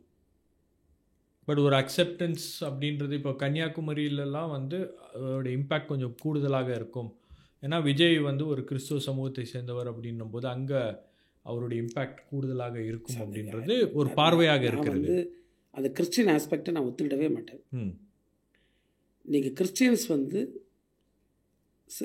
கிறிஸ்டியனை விட்டுருங்க, இங்கே இருக்கக்கூடிய மத சிறுபான்மையினர் தமிழ்நாட்டை பொறுத்தவரையில் என்றைக்குமே மதசார்பற்ற ஒரு கூட்டணிக்கு தான் வாக்களித்து பழக்கம். அவங்க வந்து சமயம் சார்ந்து போட்டிப்பட வழக்கம் கிடையாது. அப்படி இருந்தால் எப்படி விஜய் வசந்துக்கு மக்கள் ஓட்டுப்படுது? கன்னியாகுமரியில் எப்படி போடுவாங்க? இந்த இடம் அதர் கேண்டிடேட்ஸ் ஏடிஎம்கேல கிறிஸ்டின் தான், நாம் தமிழர் கட்சியில் கிறிஸ்டின் தான், ஏன் போடலை? அப்போது நீங்கள் வந்து மதம் சார்ந்து மக்கள் ஓடிடுவான்னு இது தவறான கருத்து. அதில் எனக்கு உடன்பாடில்லை. அப்படி கன்னியாகுமரியில் அப்படி ட்ரெண்ட் இல்லை. அது மாதிரி ஒரு பார்வை இருக்குது. அதனால் இது சும்மா அந்த சில ஏன்னா அரசியல் பக்குவம் இல்லாமல் அல்லது வேண்டுமென்றே தவறான கருத்துக்களை பரப்பக்கூடியவர்கள், சிறுபான்மை மக்களை களங்கப்படுத்த பேசக்கூடிய ஒரு பேச்சு தான். சிறுபான்மை மக்கள் எப்போவுமே வந்து அப்படி மதம் சார்ந்து அப்படிலாம் போன மாதிரி நமக்கு எந்த வரலாற்று பின்னணியும் தமிழ்நாட்டில் கிடையாது, கன்னியாகுமரிலையும் கிடையாது. எனக்கு 1000 எக்ஸாம்பிள் சொல்ல முடியும். ஸோ அதே மாதிரி உங்களுக்கு இப்போது அடுத்தது இந்த பாலிடிக்ஸ் அப்படின்றது ஒரு நெக்ஸ்ட் ஜென்ரேஷன் பாலிடிக்ஸாக மூவ் ஆகுதுன்னு பார்க்குறீங்களா? சரி, திமுகவே வந்து இப்போ உதயநிதியை ப்ரொஜெக்ட் பண்ணுறதும், உதயநிதி ஸ்டாலினை துணை முதலமைச்சர் ஆக்குனதும் வந்து அவங்களும் அந்த நெக்ஸ்ட் ஜென்ரேஷனுக்கான தயாரிப்பு வேலைகளில் ஈடுபட்டிருக்காங்க அப்படின்னும்போது எந்த அளவுக்கு அதை அது வந்து உண்மை அப்படின்னு நீங்கள் நினைக்கிறீங்க? இல்லை, அதையும் ஒரு பாசிட்டிவ் அப்ரோச்சாக பார்க்கலாமா? எனது ஒரு யூத் ஃபேஸ் தேவைப்படுதில்ல, அப்போ அது பாசிட்டிவ் அப்ரோச்சே பார்க்கலாம்ல நம்ம. ஸோ அது விஜய் வெர்சஸ் உதய் அப்படின்னு மாறுமா? இது நீங்கள் வந்து மற்ற பிளேயர்ஸ் எப்படி இருக்காங்க? இப்போ ஏடிஎம்கே ஒரு வலுவான கட்சி, அந்த கட்சி எப்படி வியூகம் அமைக்குது, எப்படி கூட்டணி அமைக்குது, எப்படி தேர்தலை சந்திக்குது, எல்லாமே பொறுத்திருந்து பார்க்க வேண்டிய விஷயம் தான். இப்போ ஆத்திரப்பட்டு அவசரப்பட்டு நாளைக்கு எலெக்ஷன் வர மாதிரி சிலர் பேசிகிட்டு இருக்காங்க. அப்படி பெரிய கணிப்பெல்லாம் அதுக்குள்ளே டைமும் ஆகலை, அதுக்குள்ளே சூழலும் இல்லை. இது எல்லாமே நம்ம ஒரு யூகத்தின் அடிப்படையில் இல்லைன்னா ஒரு நோக்கத்தின் அடிப்படையில், ஏன் நோக்கம் நான் சொல்லணும், சிலருக்கு சில இன்ட்ரெஸ்ட் இருக்குது. ஸோ அதை வச்சு சிலர் பேசுது. அதெல்லாம் வந்து இப்போ நீங்களும் பொலிட்டிக்கல் அனலிஸ்ட் தான், நான் பொலிட்டிக்கல் பார்ட்டியில் இருந்தாலும் பொலிட்டிக்கல் அனலிசிஸ் பண்ண தெரிஞ்சவன் தான்.